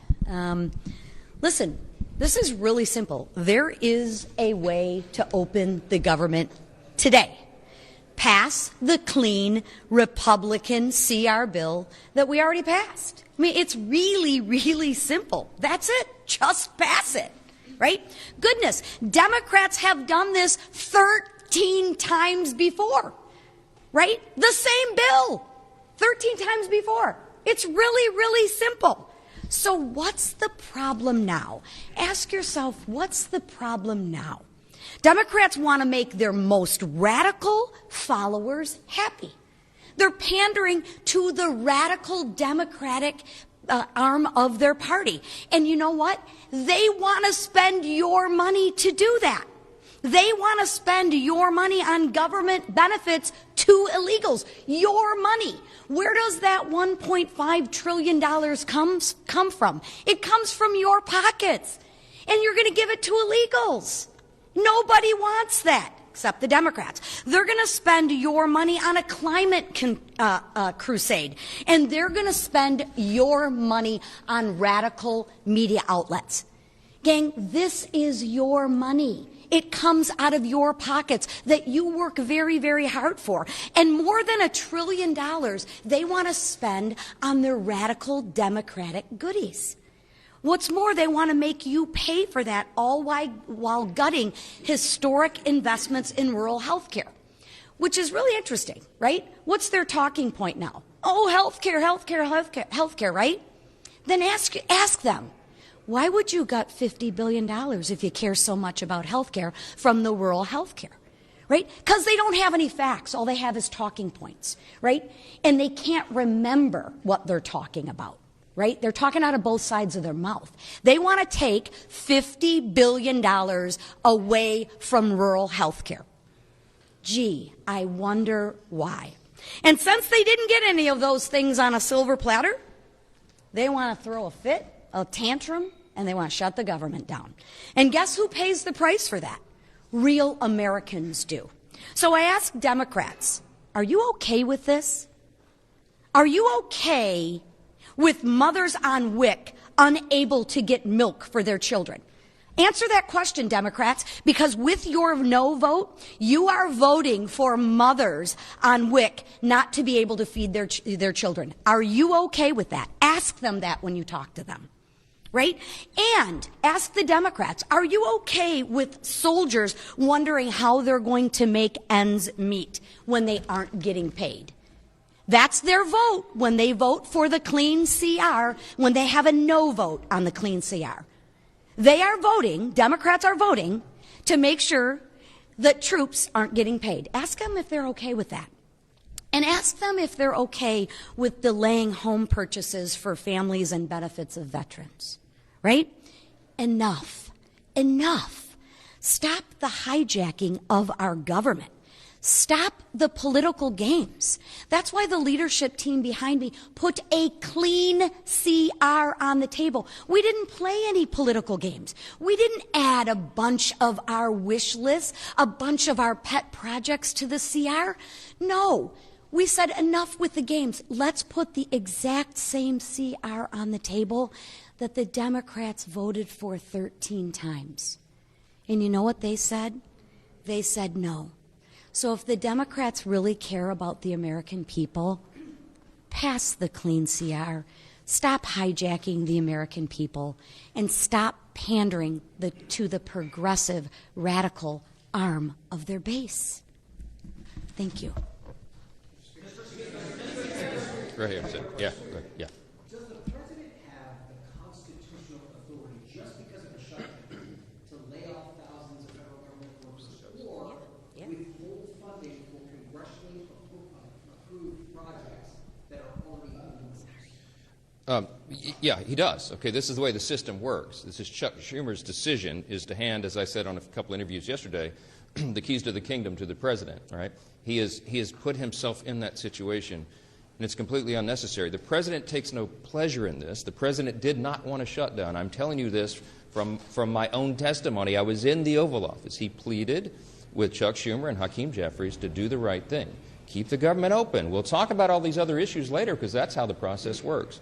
But failing that, because they have decided to vote to shut the government down, they have now effectively turned off the legislative branch, the Article 2 branch of, or the Article 1, sorry, the Article 1 branch of our government, and they've turned it over to the executive, okay? So in that situation, when Congress turns off the funding and the funding runs out, it is up to the Commander-in-Chief, the President of the United States, to determine how those resources will be spent. He has that responsibility given to him by the Democrats in the Senate. They can't complain about it, and he doesn't want to do it. But in this scenario, what they have to do is make very difficult decisions. Most of the responsibility falls to Russ Vought. He's the director of the Office of Management and Budget, as you know. Whomever is seated in the chair at OMB during a shutdown has to do the same thing. Russ does this reluctantly. We had a 45-minute telephone conference with him yesterday. He talked to all the House Republicans. He takes no pleasure in this because Russ has to sit down and decide, because he's in charge of that office, which policies, personnel, and which programs are essential and which are not. That is not a fun task, and he is not enjoying that responsibility. And it could end today if the Senate Democrats would come to their senses and do the right thing for the American people. But if they don't, and if they keep the government closed, it's going to get more and more painful because the resources run out and more things have to be reduced and eliminated. Now, when he sits down as the director of OMB, he will obviously have a subjective determination on the priorities. And what do you think he would do? Because what would any OMB director do under any president? They're going to look to see for the administration's priorities first and ensure that those are funded. And so those are some very serious determinations that have to be made. We want to protect hardworking federal workers. And these are people who protect all the rest of us, by the way. We mentioned TSA agents, Border Patrol agents. Our troops, the military, are not being paid, and so they're inflicting hardship on people for no reason. Is it constitutional? Is it lawful? Is it part of our system? Of course it is. It always has been. And the Democrats are the ones who have decided to inflict the pain, not the president. Back row, back row. You all have shared polling showing the American public is on your side. I'm wondering if those layoffs happen in mass, thousands of federal workers are eventually cut from their jobs and programs. Do you worry you're going to sort of lose the support of the public in that scenario? No, I mean, look, the reason that we're talking with you so plainly today is to explain to every single American citizen why this is happening. How in the world could they blame the people here who have done our job and sent over a clean CR to keep the lights on? There is no gimmick. People say, why aren't you negotiating with Schumer and Jeffries? Because I quite literally have nothing to negotiate. There's nothing I can pull out of the bill that was a Republican priority to say, oh, we won't do that. Why don't you guys vote for it now? I don't have anything. I didn't put anything in it to send it over. I'm stunned. I'm stunned that they have decided to shut the government down and hurt people. It is on them 100%. The New York Times poll that was put on the Senate floor yesterday, I think it was, day before, they pointed out to Chuck Schumer, who's from New York, of course, that the New York Times, clearly not a right-leaning organization, publication, has found that 65% of respondents said, please, Democrats, don't shut the government down because you don't get what you want. Many of them remember in New York, of course, what Chuck Schumer and AOC and all the rest. AOC literally said that on the House floor several months back. She said, it's not normal to shut the government down just because you don't get what you want. Well, what changed? What changed? It's on them and not us. Yes, ma'am. Yeah. We've learned that the Senate obviously may take up your bill again, but if it fails, we've been told it's possible senators could go home for the weekend. They won't hold any votes until Monday. Do you think the Senate needs to stay? Of course they do. Of course they do. And the House is coming back next week, hoping that they will be sending us something to work on, that we can get back to work and do the people's business. They're anxious to come back, but the Senate Democrats, 44 of them, all the pressure should be on the 44 Democrats who were dug in to try to pander to the far left corner of their base. That's what this is. How important is it to appeal to the radical left of your base and hurt Americans? Because if they drag this on through the weekend, more and more people will be hurt. I want you to think about, I come from a big military district, okay? Louisiana's 4th Congressional District is home to Barksdale Air Force Base and the command of Global Strike. The Global Strike Command is in my district. In the south part of my district, we have Fort Polk and the Joint Readiness Training Center. I have lots of active duty military and lots of veterans. I want you to think about the young airman or the young soldier who's deployed right now, defending our freedom and all of us in America's interest. And they've left, I think of this one particular family. This gentleman is deployed. He's got a young wife at home, and they have 3 small children under the age of 6. She's not going to get a paycheck as long as Chuck Schumer is playing political games up here. They don't have a big, I know this family well, they don't have a large tranche of savings, okay? This is going to be a serious hardship. She won't be able to make the car note. She won't be able to maybe pay for groceries for the kids because Chuck Schumer is up here playing games to pander to the far left of his space. It's outrageous. Real people are getting hurt. Veterans are not getting health care services. We have suicide prevention programs, okay, that will not be funded because of this. This is not a game. FEMA services, if your flood insurance lapsed right now and you need to renew it, you can't do that right now. We have hurricanes off the coast of the United States right now. If you buy a home and flood insurance is required, which is in so many places around the country, you can't close on your home right now because Chuck Schumer and 43 friends in the Democrat friends in the Senate are making a game out of this. It is ridiculous. It is irresponsible and dangerous. We'll come in at any hour, at any day to get the job done, but they won't. Yes.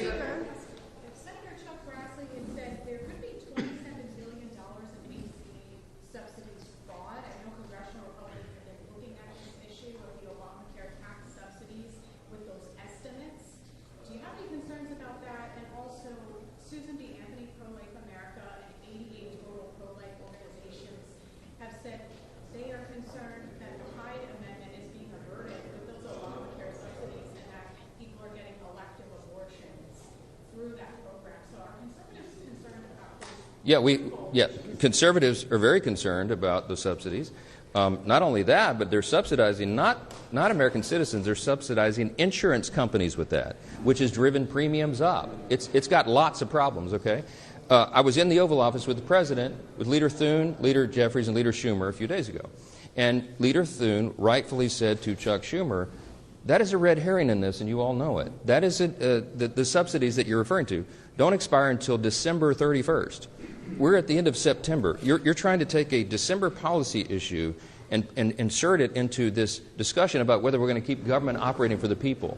That is a ploy. They've done that simply so that they can show a fight against Trump and Republicans. Let me tell you what that is all about. There'll be lots of thoughtful discussion, deliberation, and debate about that because there's lots of opinions and it needs major reform. Leader Thune told Leader Schumer very clearly in front of the President, before that's even considered, you have to take on real reforms to address those issues. And they demonstrated right there in front of the President. He saw it for himself. That's not a simple issue. That's going to take weeks to deliberate and discuss and debate. But that's the beauty of the process. We have 3 months to do that. That is not an issue for today. The only issue is whether they're going to vote to keep the government operating for the people. Clear, plain and simple. Yes, sir. Mr. Speaker? Democrats want to not only have health insurance for illegals, but some of your Democratic colleagues over in the Senate are also talking about DEI programs that Democrats want to bring back. Can you elaborate on that? Yes, there's all sorts of... Remember, we sent over a 24-page clean CR. They sent over this thing that you'll have to see on my website to believe it yourself. But it's all chock full of all sorts of crazy things that they want to restore. And DEI has always been one of their big priorities. They want to spend $1.5 trillion new dollars of spending is what they're demanding to keep the lights on around here. It's absurd, and they should know it. They're all wrapped around the axle about these woke progressive programs being ended, but that's what the election was about. That woke progressive stuff is what the American people rejected. Some of our Democrat colleagues here are doubling, tripling down on it. Good luck with that. Good luck with that for the midterm election. Today, the White House witnessed her vote. The president posted on Truth Social this morning that the meeting is to determine which of the Democrat agencies they recommend to be cut. This is in addition to the money for New York, for the transit funding being cut, and in addition to blue states seeing their energy funding cut. Two questions on this. I mean, do you think this is political targeting? Is that appropriate? And then in addition, HUD had on its agency webpage blaming radical Democrats for this. Is that an appropriate use of taxpayer money being overtly political? It's something we haven't seen before. I think what the HUD website says is the objective truth that we're telling you right now. There are 44 Democrats in the Senate. And by the way, every Democrat in the House except one who voted to shut the government down. They are the ones that made that decision. The White House and the executive branch take no pleasure in this. But when they are tasked with determining what the priorities are, obviously they're going to follow their principles and priorities and not the other team. That's the results of an election that everybody voted in, the popular election in Electoral College. I am. And that's why I'm pleading with the entire country to call your senators, your Democrat senators, the 44 people who want to shut the government down. You should call them right now and tell them to get here and get to work and open the country up for the people. So many of you asked me this morning about sombreros and memes and why Hakeem Jeffries is all alarmed by that. But look, these are games. These are sideshows. People are getting caught up in battles over social media memes. We've got to keep this is not a game. We've got to keep the government open for the people. I don't know why this is so complicated. And to my friend Hakeem, who I was asked about, man, just ignore it. I mean, Gavin Newsom was trolling me last night. He painted me like a minion. He painted me yellow with big glasses and overalls. And I thought it was hilarious. You don't respond to it. For all my friends, R's and D's, don't respond to it. Get to work, do the people's business, and let's get on with it. Thank you all so much.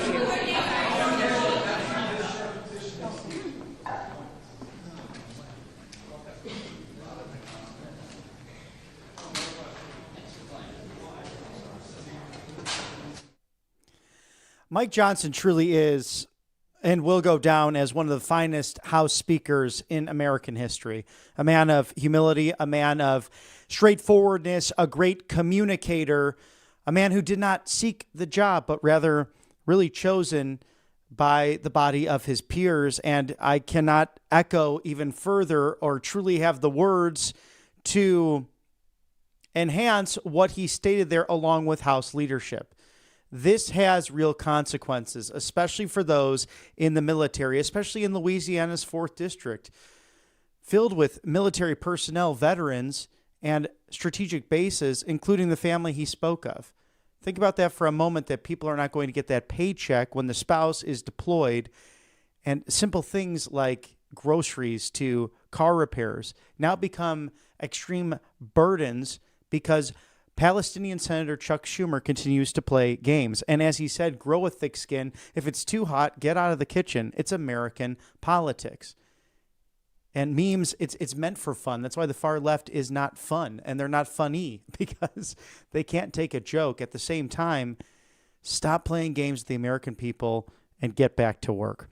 All Family Pharmacy does just that. If you heard the breaking news from last week, $60 million of investments, research going into the cancer discoveries to combat this terrible disease. And now it's being discovered that things like ivermectin, mebendazole, NAD+, and methylene blue can not only combat things like cancer and slow the growth of those cells, but deter dementia and Alzheimer's, among many other things, including fighting back against COVID.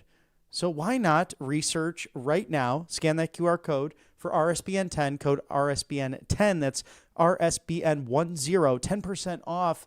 The extra, now 25% off mebendazole and ivermectin. Allfamilypharmacy.com/RSBN. No red tape.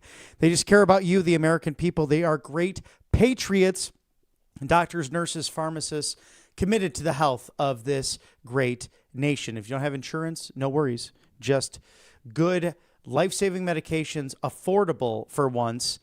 And that's been a big thing in the news this week. So scan that QR code now. Allfamilypharmacy.com/RSBN. MyPillow.com/RSBN. The 6-piece towel set sale back in stock. It usually goes for $70, 70, now under $40, $39.98. A very limited quantity, but let me tell you, high quality, made right here in the US of A.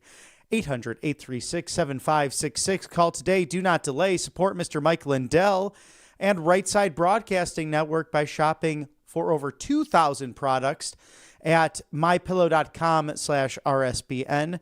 Mike Lindell, we know him. He is the defender of election integrity, purveyor of free speech, and perhaps next governor of Minnesota. We hope he comes to announce it right here at Right Side Broadcasting Network, mypillow.com/RSBN. If you'd like to donate to your go-to live desk, it is rsbnetwork.com/donate, or you can text RSBN to 801-801. Feel free to send a money order or check in as well to 1550. That's 1550 Opelika Road, Suite 6, Box 344, Auburn, Alabama 36830.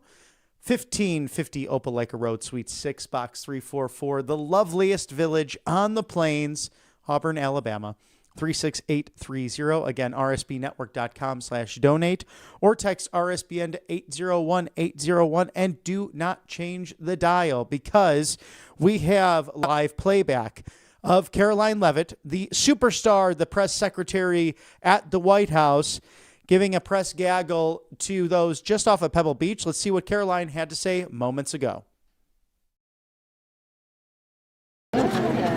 We're on day 2, unfortunately, of a government shutdown. The president, the vice president, the entire team here will continue to work and talk to members on the Hill to try and come to a resolution, to try to encourage Democrats to muster up the courage to do the right thing. And we believe there will be a vote taking place tomorrow, and we hope that vote will lead to the government reopening. That's what the president wants to see, and that's what we're working on today. John. Yesterday, the vice president, Henry Thrones, by your side, expressed this optimism that he thinks this shutdown is going to be a short shutdown.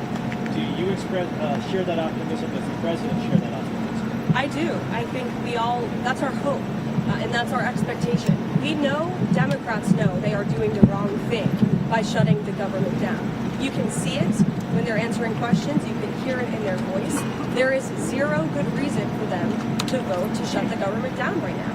They are doing it for political reasons. They are doing it because they want to give taxpayer-funded health care benefits to illegal aliens, which is something the American people resoundingly rejected ahead of the election last year. That's why they reelected President Trump in a large part. And so Democrats know what the right thing to do is, and it's to reopen the federal government. Caroline.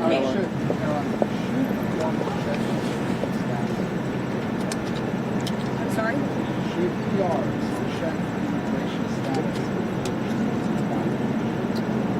That's probably not a question for me to answer. I think that's a question for healthcare professionals and legal experts to answer. Get her.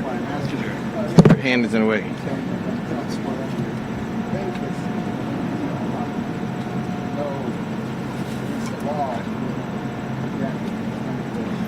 Let me ask you, do you think that illegal aliens should receive Medicaid benefits?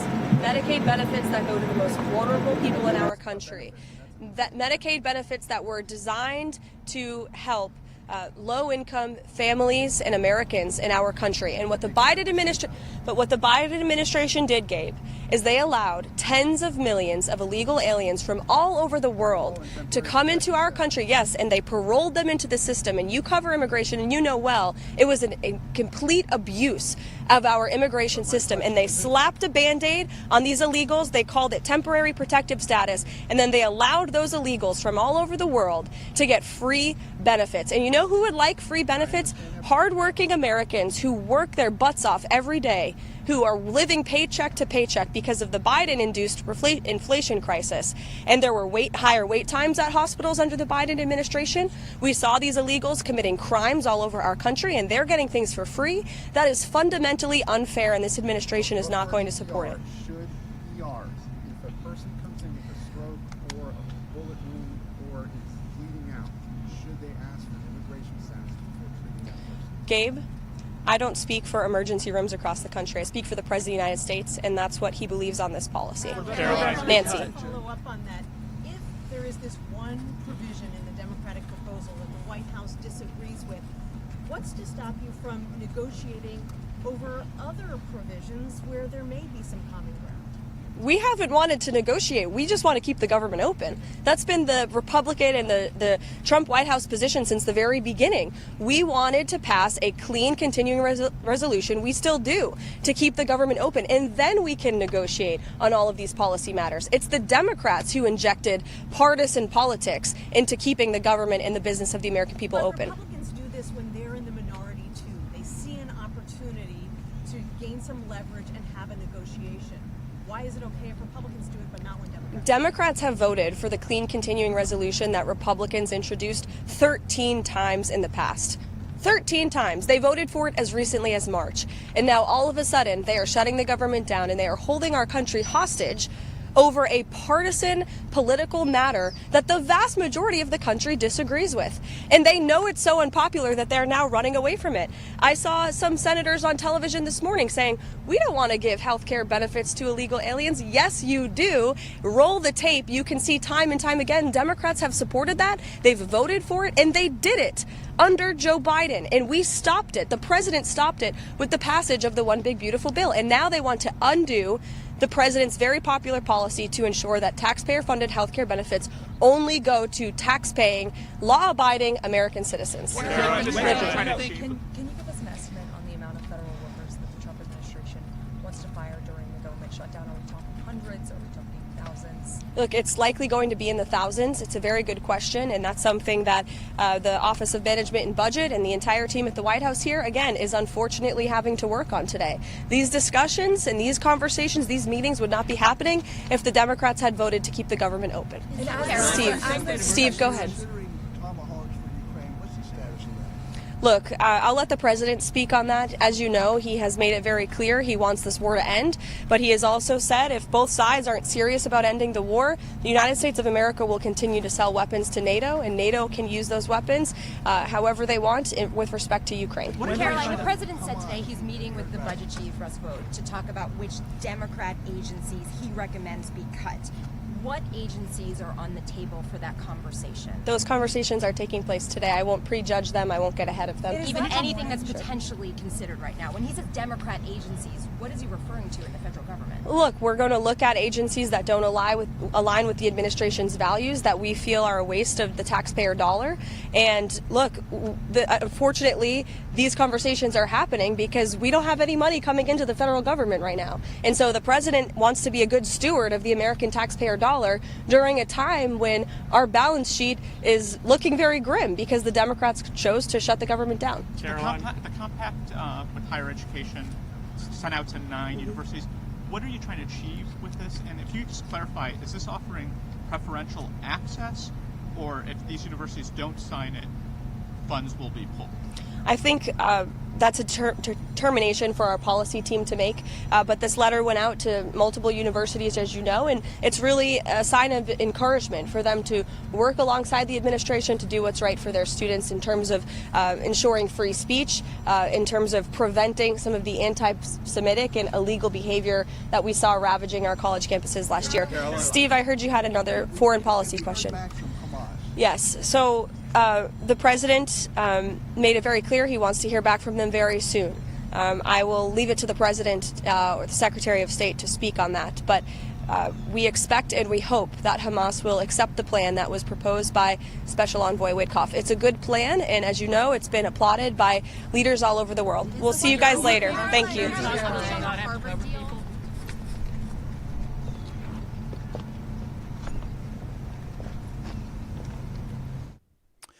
And welcome back to Right Side Broadcasting Network. As you were hearing from Press Secretary Caroline Leavitt covering the latest with this shutdown and what's happening here at the White House. So we are catching all of that coverage. In the meantime, if we have any updates of the government reopening, we'll bring that right to you here at the right side of history. Thank you to Monetary Gold, Wealth Security Preservation.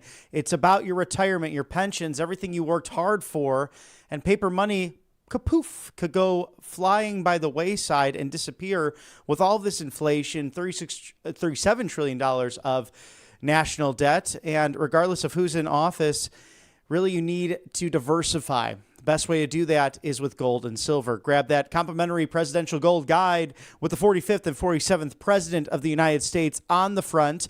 Call today, don't delay. Learn how you can protect your IRA fees permanently by getting rid of them and for the rest of your life. 888-617-7994, RSBN4thegold.com. That's RSBN4thegold.com. Robert Kiyosaki warning of 2 bank failures this year. He wrote Rich Dad, Poor Dad, and he's quite fond of President Trump. They have a professional and personal friendship going back a number of years in New York City, and he knows a thing or two about this. So gold and silver, get that on hand as soon as possible. RSBN4thegold.com.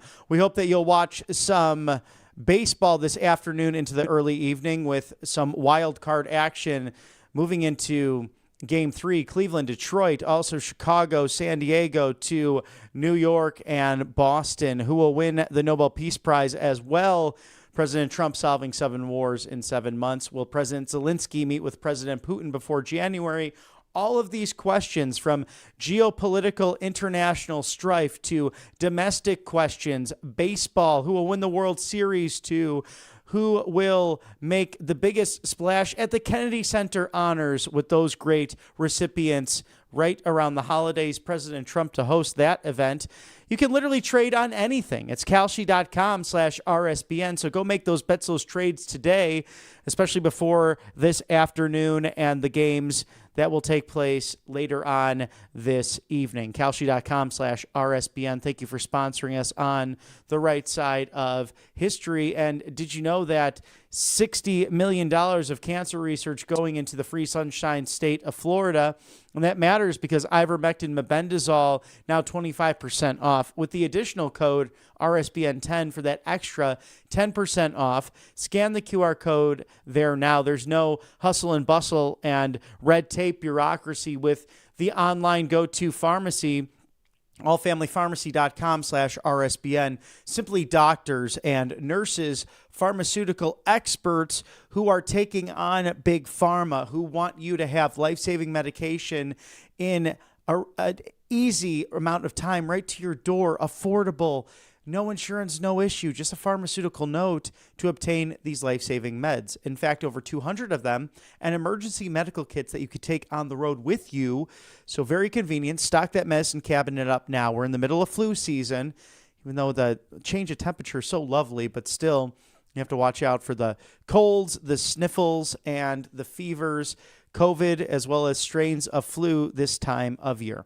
allfamilypharmacy.com/RSBN, your go-to. Scan the QR code now for 25% off ivermectin, mebendazole, and code RSBN10, an additional 10% off. Thank you for sponsoring us here on the right side of history.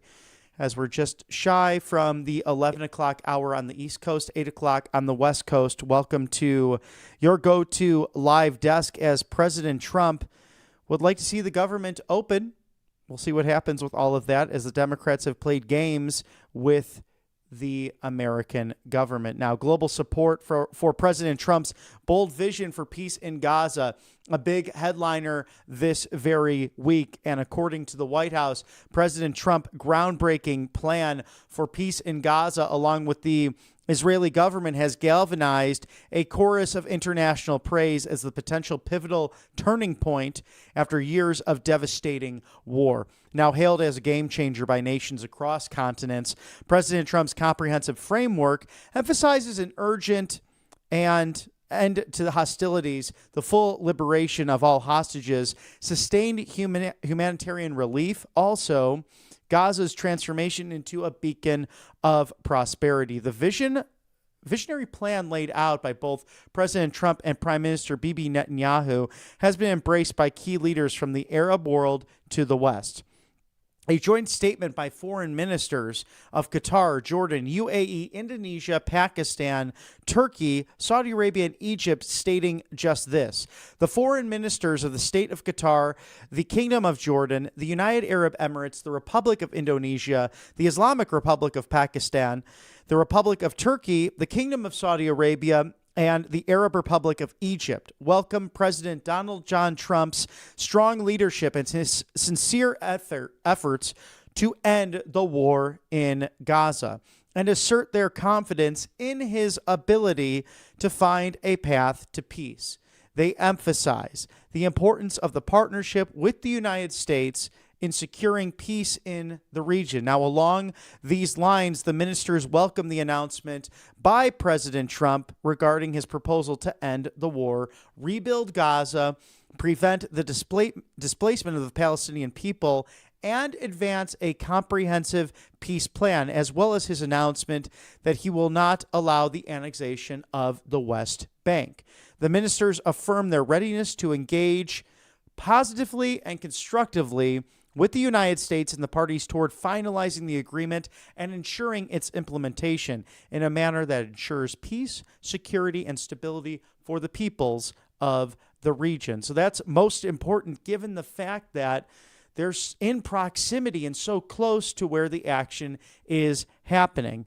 And really, I don't mean that in a contrite way. Action is happening. People are dying. The number of people in the last 2 years, we're coming up on October 7th, of people went to a concert, for God's sake, and they were brutally murdered. These people have been kidnapped, raped, tortured, simply because they practiced the Jewish faith.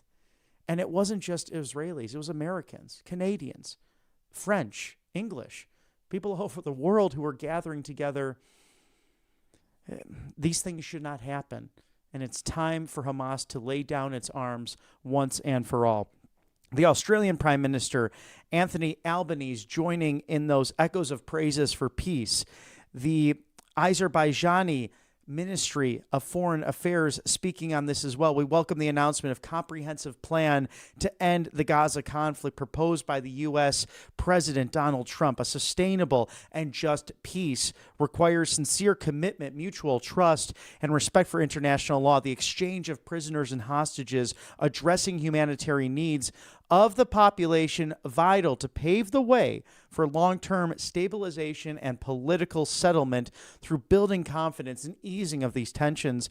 Only through dialogue and goodwill and a lasting settlement with the two-state solution at its core can be achieved. And this is really, is it two-state? Yes, but when you dive into the nitty-gritty of the agreement, this has been something that's really never been proposed before, to really go back to its ancestral roots. As we could see from archaeology, it was the Jewish people who are truly the Palestinian people. At the same time, you don't have to be always in favor of everything that the Israeli government does. President Trump has been there to help bring the peace, whether it be the 12 Days War, to the strike at Qatar, Doha specifically, by the Israeli government to stop Hamas terrorists. And sadly, as that trilateral phone call happened the other day at the White House with the prime ministers of Israel and Qatar, Bibi Netanyahu apologizing and sharing his regret that a serviceman in Qatar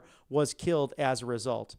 But they have a just and moral duty as an independent sovereign nation in Israel to defend their territory after what happened on October 7th.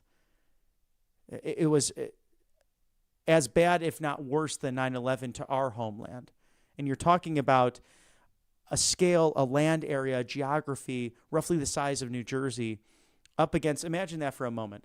Take New England and the northeastern United States combined, the mid-Atlantic, and New Jersey being that of Israel, similar size. The surrounding nations traditionally hating you simply because you are a Jewish nation, because you're the only democracy in the Middle East, because you end up allowing everyone to practice freely and within their different quarters of the city of Jerusalem, the holiest of sites in Christianity, Judaism, and Islam. So sometimes we have to put ourselves in other people's shoes and recognize how difficult of a situation this is. And President Trump has always been consistent. I want the killing to stop. I want people to stop dying. And more often than not, because you could take people like Lindsey Graham, who's always ready to hurl and throw a weapon in someone's direction and fight without negotiating, whereas President Trump has shown us that the key to peace through strength is dialogue with foes and friends, and to have a military force so strong and so mighty that no one will even question or try to impede us on a global scale. Otherwise, they know what's coming. They saw what happened in Iran with a tactical solution to save the world against 3 nuclear sites. Even the Canadian Prime Minister, who endorsed Hamas and really did a 180 with foreign policy at the 80th session of the United Nations General Assembly, welcomes this historic Middle East deal because, in my view, the French government, the UK government, and the Canadian government turned their back on the Americans at the General Assembly. But even his comments stating Canada welcomes President Trump's historic new Middle East peace plan, and we urge all parties to help its release into full potential.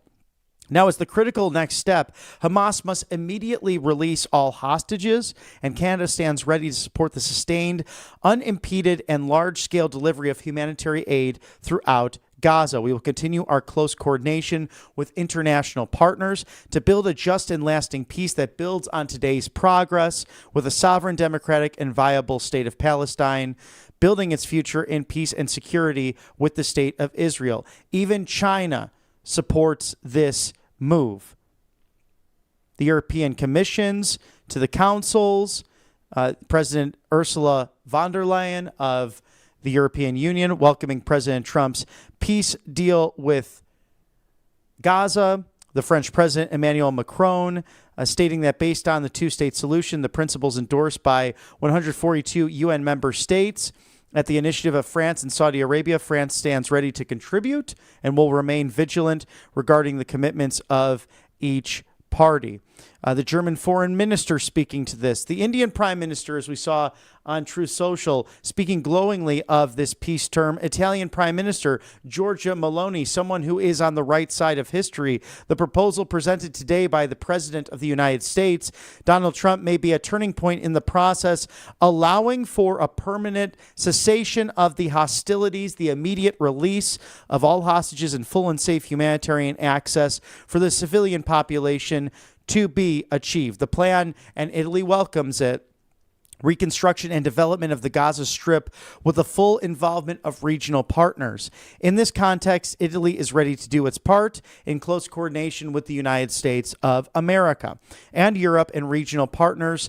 It thanks President Trump for his mediation in the Middle East. We have the Japanese prime minister, the Kazakhstan president, also the Lebanese president, the New Zealand prime minister, the Pakistani prime minister, even the Palestinian Authority now stating, welcomes the sincere and determined efforts of President Trump to end the war in Gaza and affirms its confidence in his ability to find a path toward peace. It also underscores the importance of the partnership of the United States in achieving peace in the region.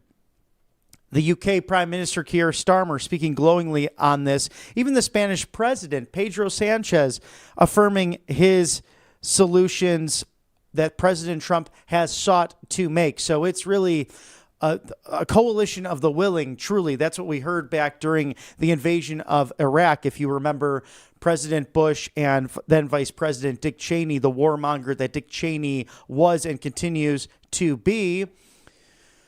This is truly a coalition of the willing, unlike 20 years ago, to solve the problems in the Middle East that have been gone on for decades, generations of this tribal warfare, God willing, finally coming to an end for the children in this region.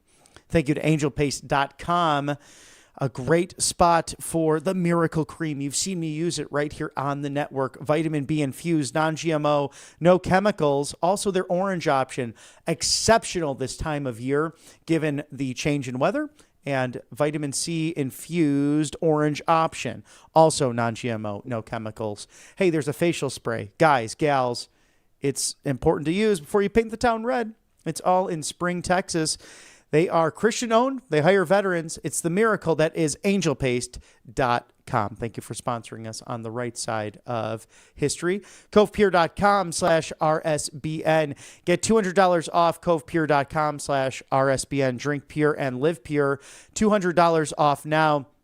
Scan the QR code for this reverse osmosis system powered by Clearwater Technologies, removing 99.9% of the impurities out of the water, from fluoride to pesticides, agricultural runoff, and hormone-blocking disruptors like birth control that get into the water that aren't completely filtered out by the water filtration and treatment plants. And that's why you need Clearwater Technology. State-of-the-art. Again, 99.9% of the toxicities moved out of the water, Utah and Florida, following the inspiration of Secretary Kennedy, who's traveling across the country, meeting with governors about making America healthy again, introducing legislation in those two fine states, removing fluoride out of the water. So something that's been a problem for a long time. We have fluoride in toothpaste for the most part, pending what kind you use. I know that Tom's does not have fluoride, so I go the Tom's route for the most part. But it's one thing to have fluoride, sodium fluoride specifically, in the toothpaste. It's another thing to ingest it with water. JAMA Pediatrics doing a study, in fact. They're doctors and scientists finding that children and students drinking out of the tap water on a regular basis lose 2 points or more in their IQ. Oh my goodness, you shouldn't be doing that. And parents, this is an important thing. Look at how easy it is to use. It's as large or as little as your coffee maker on your kitchen counter. So drink pure, live pure, CovePure.com. $200 off right now /RSBN. And let me ask you a question regarding artificial intelligence. No, this is not Who Wants to Be a Millionaire. This is Right Side Broadcasting Network in the live desk. Perplexity. Comet is their new technology. It's a new AI-powered browser from, yes, Perplexity, a leader in AI technologies. Unlock 1 month free of the Rumble Premium package by going to pplx.ai/RSBN. That's pplx.ai/RSBN. Browse at the speed of thought with Comet. How much time do you spend every day on your browser? Mr. Director, how much time do you spend browsing, working hard on those computers? I know it could be a lot. How much time do you just scroll and click, and all of a sudden you have all of these tabs up, typing in endless things, right? Well, there's a new AI web-based technology from Perplexity. It's called Comet, completely changing the way you're able to do your searches on your browser. Using Comet feels more like having a personal assistant living in your web browser than it is with endless scrolling on your phone or with your laptop. Yes, you can do things, not just give answers, actually get things done by using Comet to handle tasks. Literally clicking, typing searches, and scrolling. It can even help you with things like making reservations, booking travel, summarizing articles or videos, send emails, schedule meetings, and a lot more to make your life easier. Now, let me show you how it works so that you're not left in the background. You might type in or say, find a great Mexican restaurant in Austin next Wednesday at a time that fits my calendar. So it books it, then it sends it to your calendar invite and the email to my colleague John with all of those details. It could do all of that for you in a matter of seconds. So that saves you plenty of time to get to those vital meetings. So 1, Comet doesn't just give answers, it actually gets things done for you. 2, it's this web browser that Comet can use all of the accounts you're already logged into and make what could be 2 hours of work turn into 2 minutes or less. Comet takes actions like a human online. It can click, it can scroll, it can actually fill out forms for you, so it saves time and mental energy. Again, Perplexity really changing the game with Comet, their new AI browser, pplx.ai/RSBN. Browse at the speed of thought.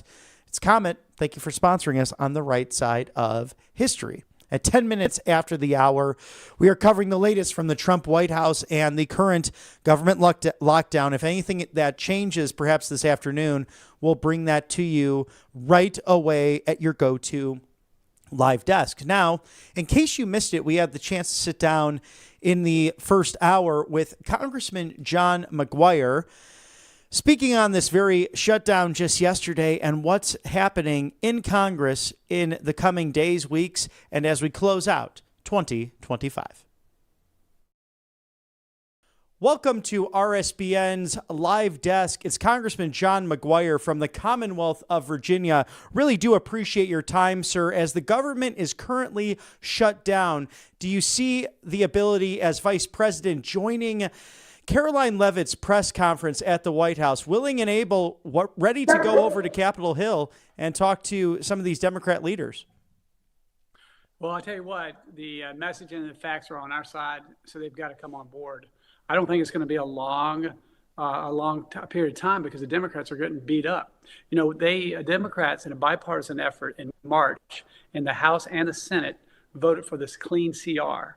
It went over to the Senate. You got to have 60 votes. That means we need 7 or 8 Democrats. But this time they're putting politics over the American people.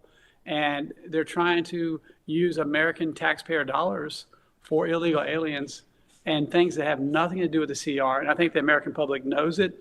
I think the Democrats are getting beat up. And I think they're going to give in about a week or so. And the House seemed to figure it out. They were able to get some Democrat support in this. But what do you think is the theory on the Senate side? I mean, why would you want to fund illegal aliens with the hardworking money of taxpayers who put into Medicare, Medicaid, and then those social services that they anticipate to have on hand because they worked for it? In addition to that, you have 150,000 federal officers that will continue to do their hard, back-breaking labor and those dangerous jobs, especially at ICE, as we saw from Secretary Noem posting that on X. Well, I think it's nonsensical. It doesn't make sense. It's like Schumer and some of his folks are being held hostage by AOC and the Squad, the more radical left-wing fringe. But you think about our men and women in the military. Some people risk their time, some people risk their money, but our men and women in the military risk their life or give their life. Today's their last paycheck. And then tomorrow is our National Guardsmen will get their last paycheck until we open up the government again. So we're just asking for 7 weeks to continue the budget process. And it's a clean CR. They voted for it before.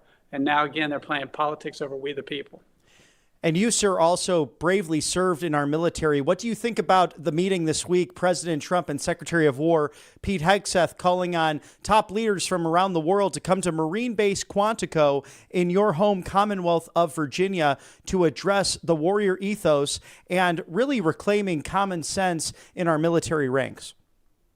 Well, as a veteran, as a Navy SEAL, my SEAL brothers and I have been talking about it. We're excited that we're going to focus on being a war fighter, the warrior ethos. I mean, think about it. They're worried about gender experiments, gender surgeries, putting men in girls' bathrooms. We should be focused on being lethal, and to return to lethality makes sense. And also to put all the generals in one room, that's a great idea as a leader, so that no one can say, well, I didn't really understand your intentions. He brought them all in. They all got the instructions at the same time. And I thought it was great when he said, if something I said hurt your feelings, you're welcome to resign. Yes, a very key highlight of that speech. And now we've had also a big week of news on the front of the reduction in costs for medical and prescription diagnoses. So looking at all of that, do you anticipate legislation to come further from right to try and the favored nation status, something that President Trump has put through in executive orders? Well, I think that some of those things are going to happen, but it just is another example the world has been taking advantage of Americans. I mean, it's crazy. 0 countries would come to the table for negotiating trade deficits. President Trump gets reelected. Now over 200 countries are coming to the table, and for the first time in a decade, we're starting to see surpluses each month. So, I mean, I think it's great. President Trump really is making America great again, making our military great again, making our healthcare, our MAHA, making everything great again. And it's just what an honor to be able to serve in Congress as a freshman with President Trump. Yes, a golden era, and people like yourself who are focused on that warrior ethos, and you have a clear timeline. I mean, Navy SEALs are some of the most organized individuals in the history of time, and that's what you anticipate from a Congress that has really kicked the can down the road. And we could see that back in 2006, because when the last time there was this major peace proposal by the Israelis towards the Gaza government structure of the Palestinians and Hamas looked at that and said, you know what, no peace, we're going to fire even more rockets. That ultimately led to October 7th, 2 years ago. This peace proposal is extraordinary from President Trump and Prime Minister Benjamin Netanyahu. What do you expect over the course of the next few hours? Will Hamas finally lay down the weapons and live for peace, as most of the Middle East, because of the Abraham Accords, seem to be going in that direction? Well, that's a great question. You remember in President Trump's first term, every president in my lifetime said they wanted a peace treaty in the Middle East, but they got 0. President Trump got 2. He's already settled 7 conflicts in his second term. That's why I co-sponsored a bill to recommend him for the Nobel Peace Prize. However, I spent the first week of August in Israel, and I went into the West Bank, Gaza, all that, and I got to see videos from these Hamas terrorists. They shot teenage boys, girls in the back and laughed while they did it. They cut off body parts, played soccer with them, and laughed while they did it. And when they did that, the majority of the people, or at least a lot of them in Gaza, also celebrated that. So these folks have been raised on hate.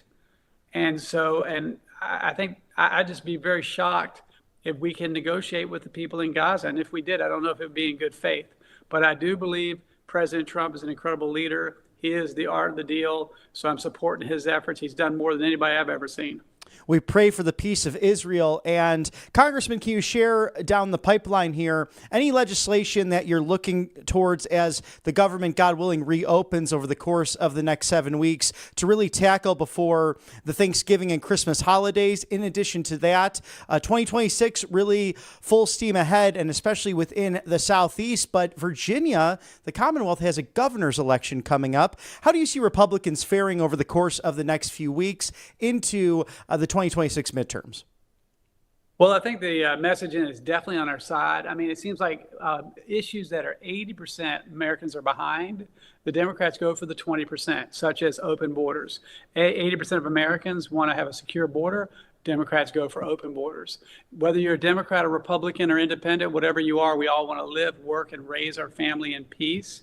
But the Democrats seem to think that police are bad, criminals are good, and no one cares about the victims. And you can see that where it's like a revolving door. Like the guy that killed that young girl from Ukraine on the train, 14 times released from jail. I mean, it's just nonsensical. In our district, we have a 33-year-old illegal criminal alien released from jail 4 times, raped a 14-year-old girl. And so I think whether you're a Democrat, Republican, or independent, we all want to be safe. And so you have a choice in November. Do you want law and order or chaos? And Winsome Sears for governor, I'm asking everybody to get 10 friends, to vote for her. If you want to live, work, and raise your family in peace, you got to vote Republican. As far as policies and legislation, I'm working on legislation to help get young people to own a house. It used to be 20% of house ownership was under age 32. Right now, it's about 1%. So what are some incentives that we can do? Perhaps we could do a 5-year moratorium on capital gains for someone age 62 or older if they sold a rental property somewhere between $250,000, $500,000 value to a first-time owner. First-time owners are 98% under the age 32, and so it would increase supply, help young people get a home, and maybe help some of the baby boomers. They get later in life, they want to downsize a little bit. It would be a win-win for the baby boomers and a win-win for the younger folks. For the last 2 or 3 months, every time I meet somebody under age 32, I ask them, do you or any of your friends own a home?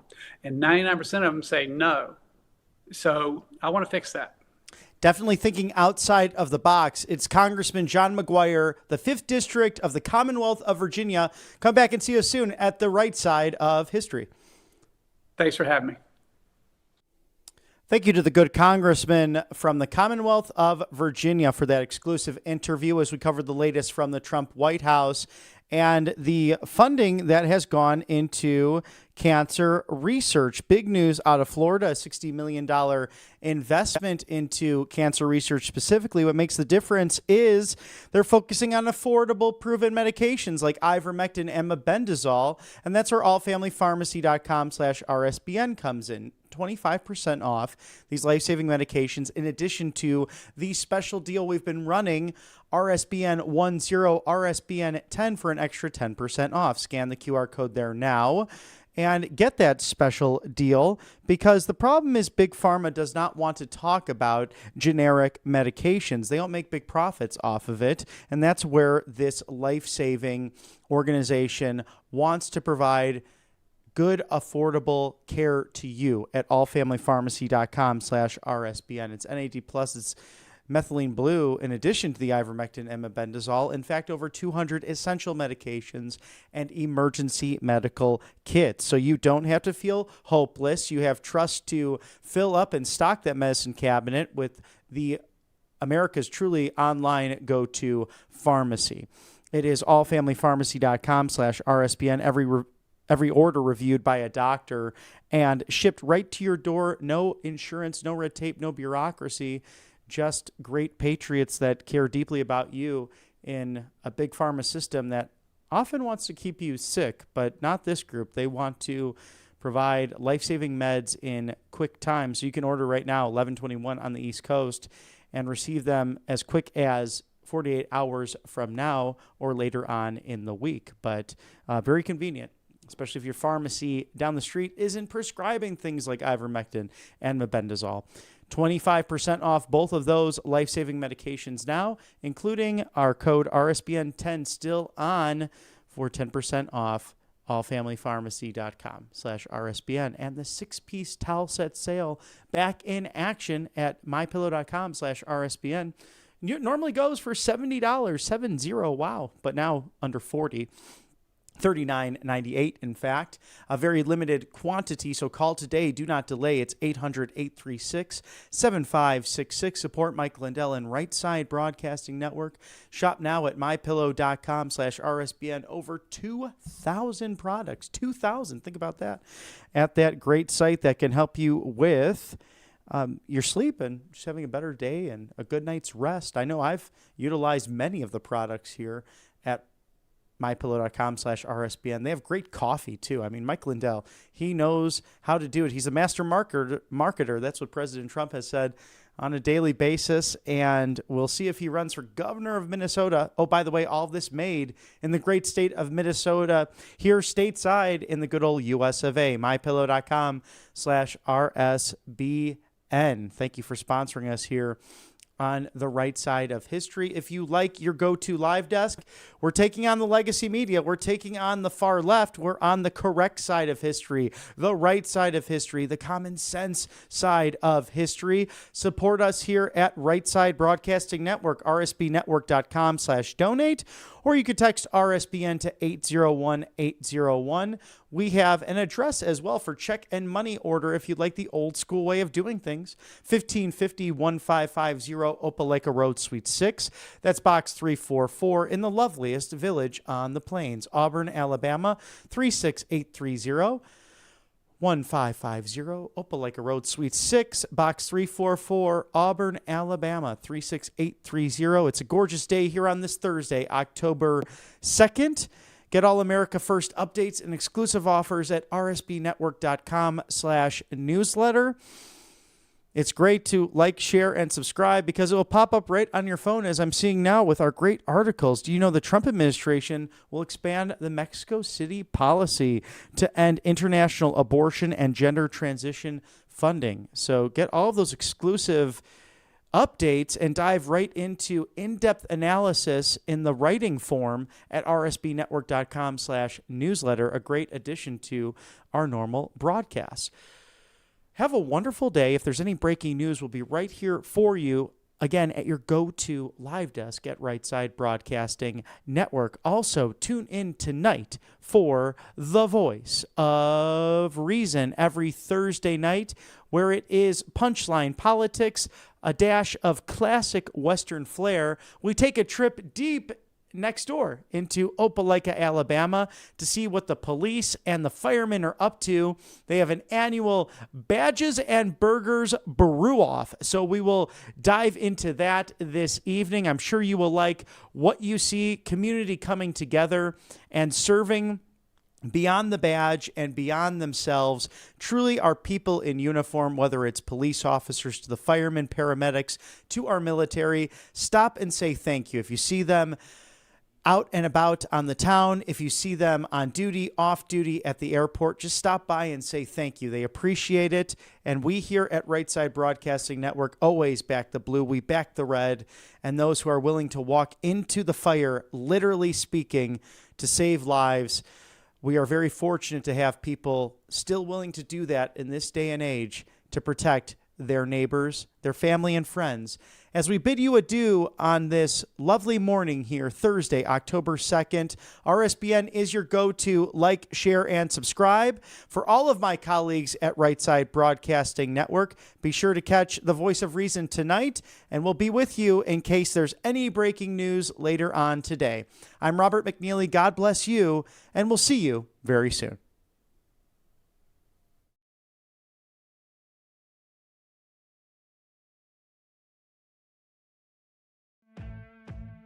Welcome to Right Side Broadcasting Network, your trusted conservative news outlet. At RSBN, we deliver the truth when the mainstream media falls short. Since 2015, we've proudly broadcasted every single one of President Trump's iconic MAGA rallies, bringing you the excitement and energy live before anyone else. By watching RSBN, you get an unfiltered front row view of the action on the ground. We interview the crowds to give a voice to millions of Americans just like you. We show you President Trump's speeches in their entirety, free from interruptions and censorship. We cover the stories that matter to you with the integrity and passion you deserve.